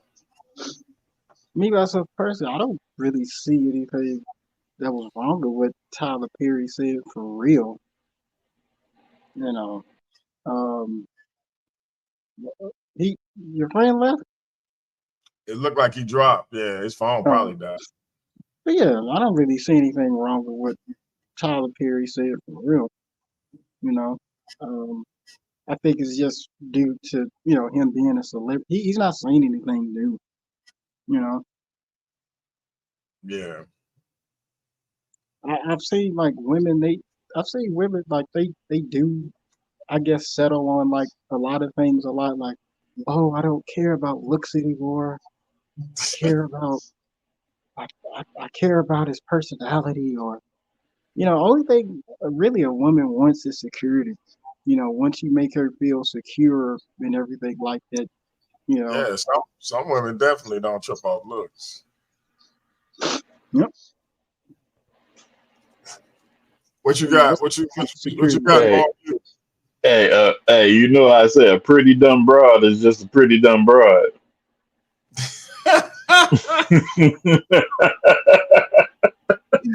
Boy, you is ignorant, boy. Oh man.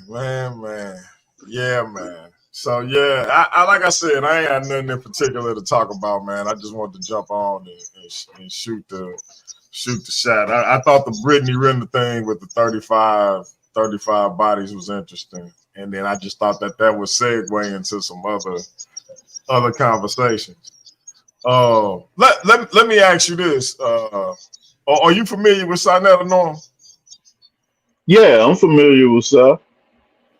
So it's been a lot of craziness going on in that section of YouTube. I personally think it's a bunch of ungrateful kids mad at their pops because just about everybody that's so-called upset with them, I say with the exception of my sister Neo, they platform either launched from his or they platform blew up and got more exposure after being on his.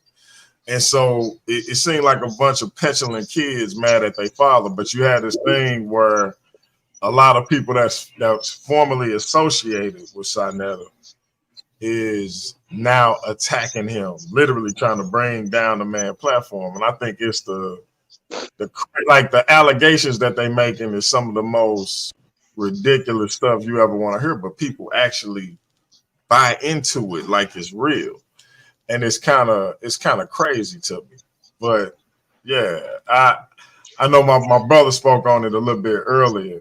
And well, I really hadn't been privy to anything that's been going on with him. I know he had been sick at one point, and I was a avid watcher of Tommy Sotomayor at one point, and I know he was he was on his channel multiple times.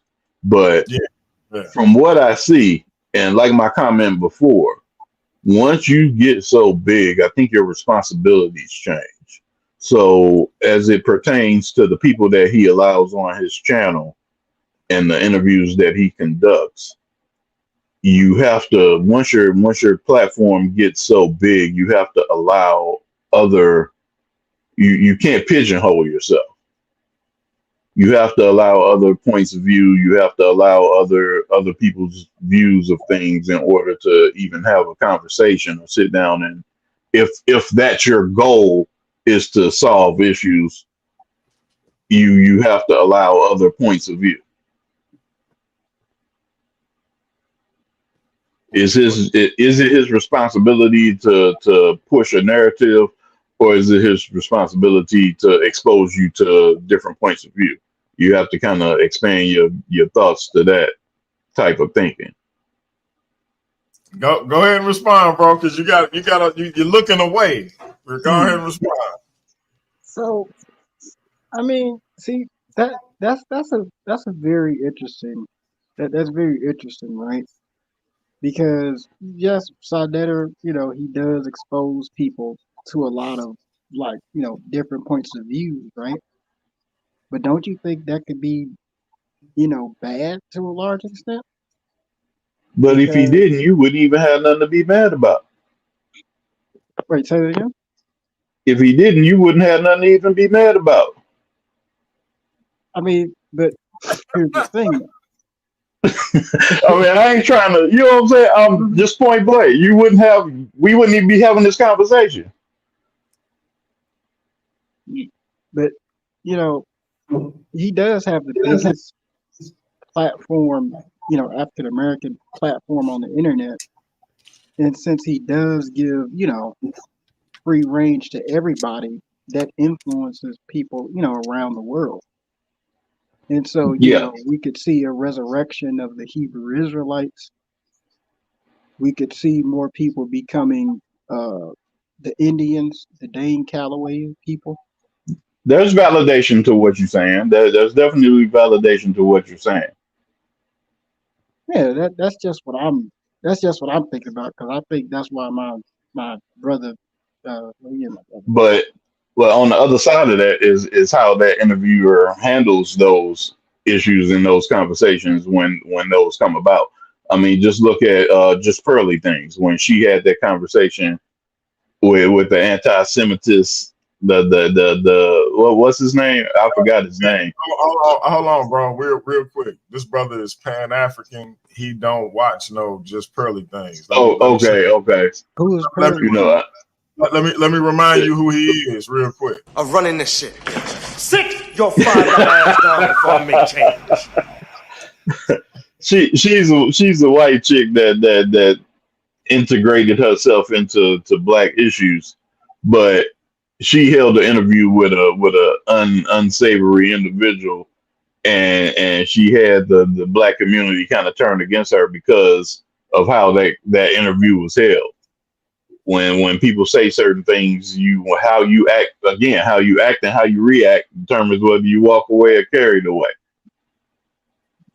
And how she reacted, hey, got her channel kind of knocked down. Bless you, brother. Thank you. See, but okay, let's look at how Sonetta does those interviews, right? When he interviews everybody. It seems to me, and this is just with me watching him, that he's not adversarial when it comes to the people that he interviews.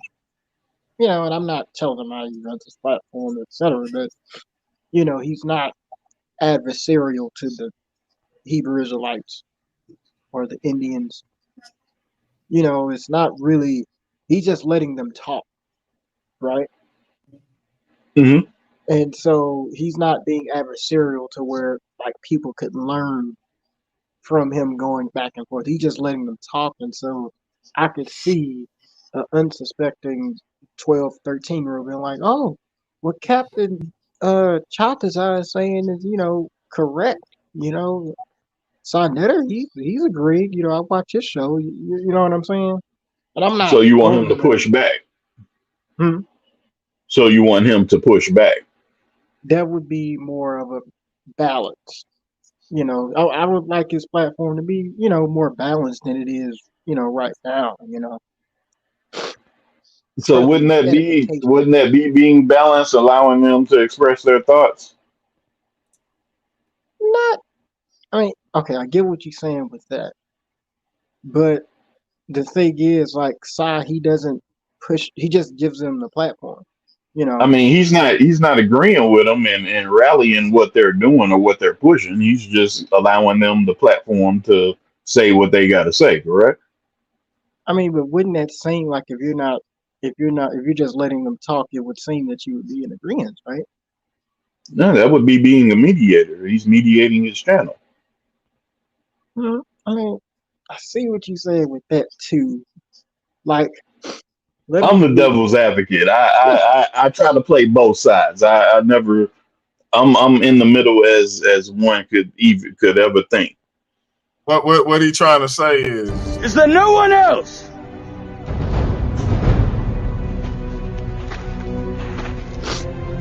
Is there no one else? Wait, what movie is this from? Cut it out. That's from Troy, one of my favorite movies. But hey, man, I've been on here 3.5 hours, man. I'm gonna go ahead and jump on. Yeah, hey, brother, I enjoy the respectful volleys between us. I definitely enjoyed the conversation. You're a bright young brother. Hey, keep doing what you're doing, bro. Hey, I owe this brother a dinner, man. So maybe that weekend of my birthday, we can grab him and meet at Kathy's Kitchen or something. Oh, we all in the same. That's what's up. All three of us in the same place. Yes, Me and sir. him grew up together. That's why I said I've been knowing him since I was 5. Where'd you grow up? Berkeley, Kinlock. Oh, okay. Yeah. Okay. Yeah. So basically all our people from Kinlock, but we grew up in Berkeley. So, you know, it's one of them type of things. So, but yeah, man. So yeah, we definitely gonna have to get together. I'm off the 13th to the 13th, which is a Friday. I don't go back to that Monday. So my birthday. Yeah, you know what we got to do, right? Yeah, no doubt. All right. No doubt. The time is coming up. And then the homie, R.I.P. Big Tone. Exactly. So we gotta salute him, and Yes, sir. you know how it go. But yeah, man, we definitely gonna have to do that, man. If what time did you say you worked? I work Monday through Friday. I usually be at work around 8, and I get out around like 8:45, 9 o'clock. Okay. Hey, don't have that man telling all this business on Right. Yeah, true. You see the weirdo dude. He in St. Louis too. Yeah, that's Or what I said. weirdo chick, whatever it is. Whatever. Just know I'm 4 pounds heavier whenever you see me on the street. No doubt. But yeah, I appreciate y'all coming in and chopping it up with me. Shout out to everybody that was watching earlier. This has been Paradigm Shift TV 314. This was just a freestyle. Like I said, let's talk about it. And we'll be black at it. Till next time, this has been your brother DMG. We out. That's peace. Deuces. Man.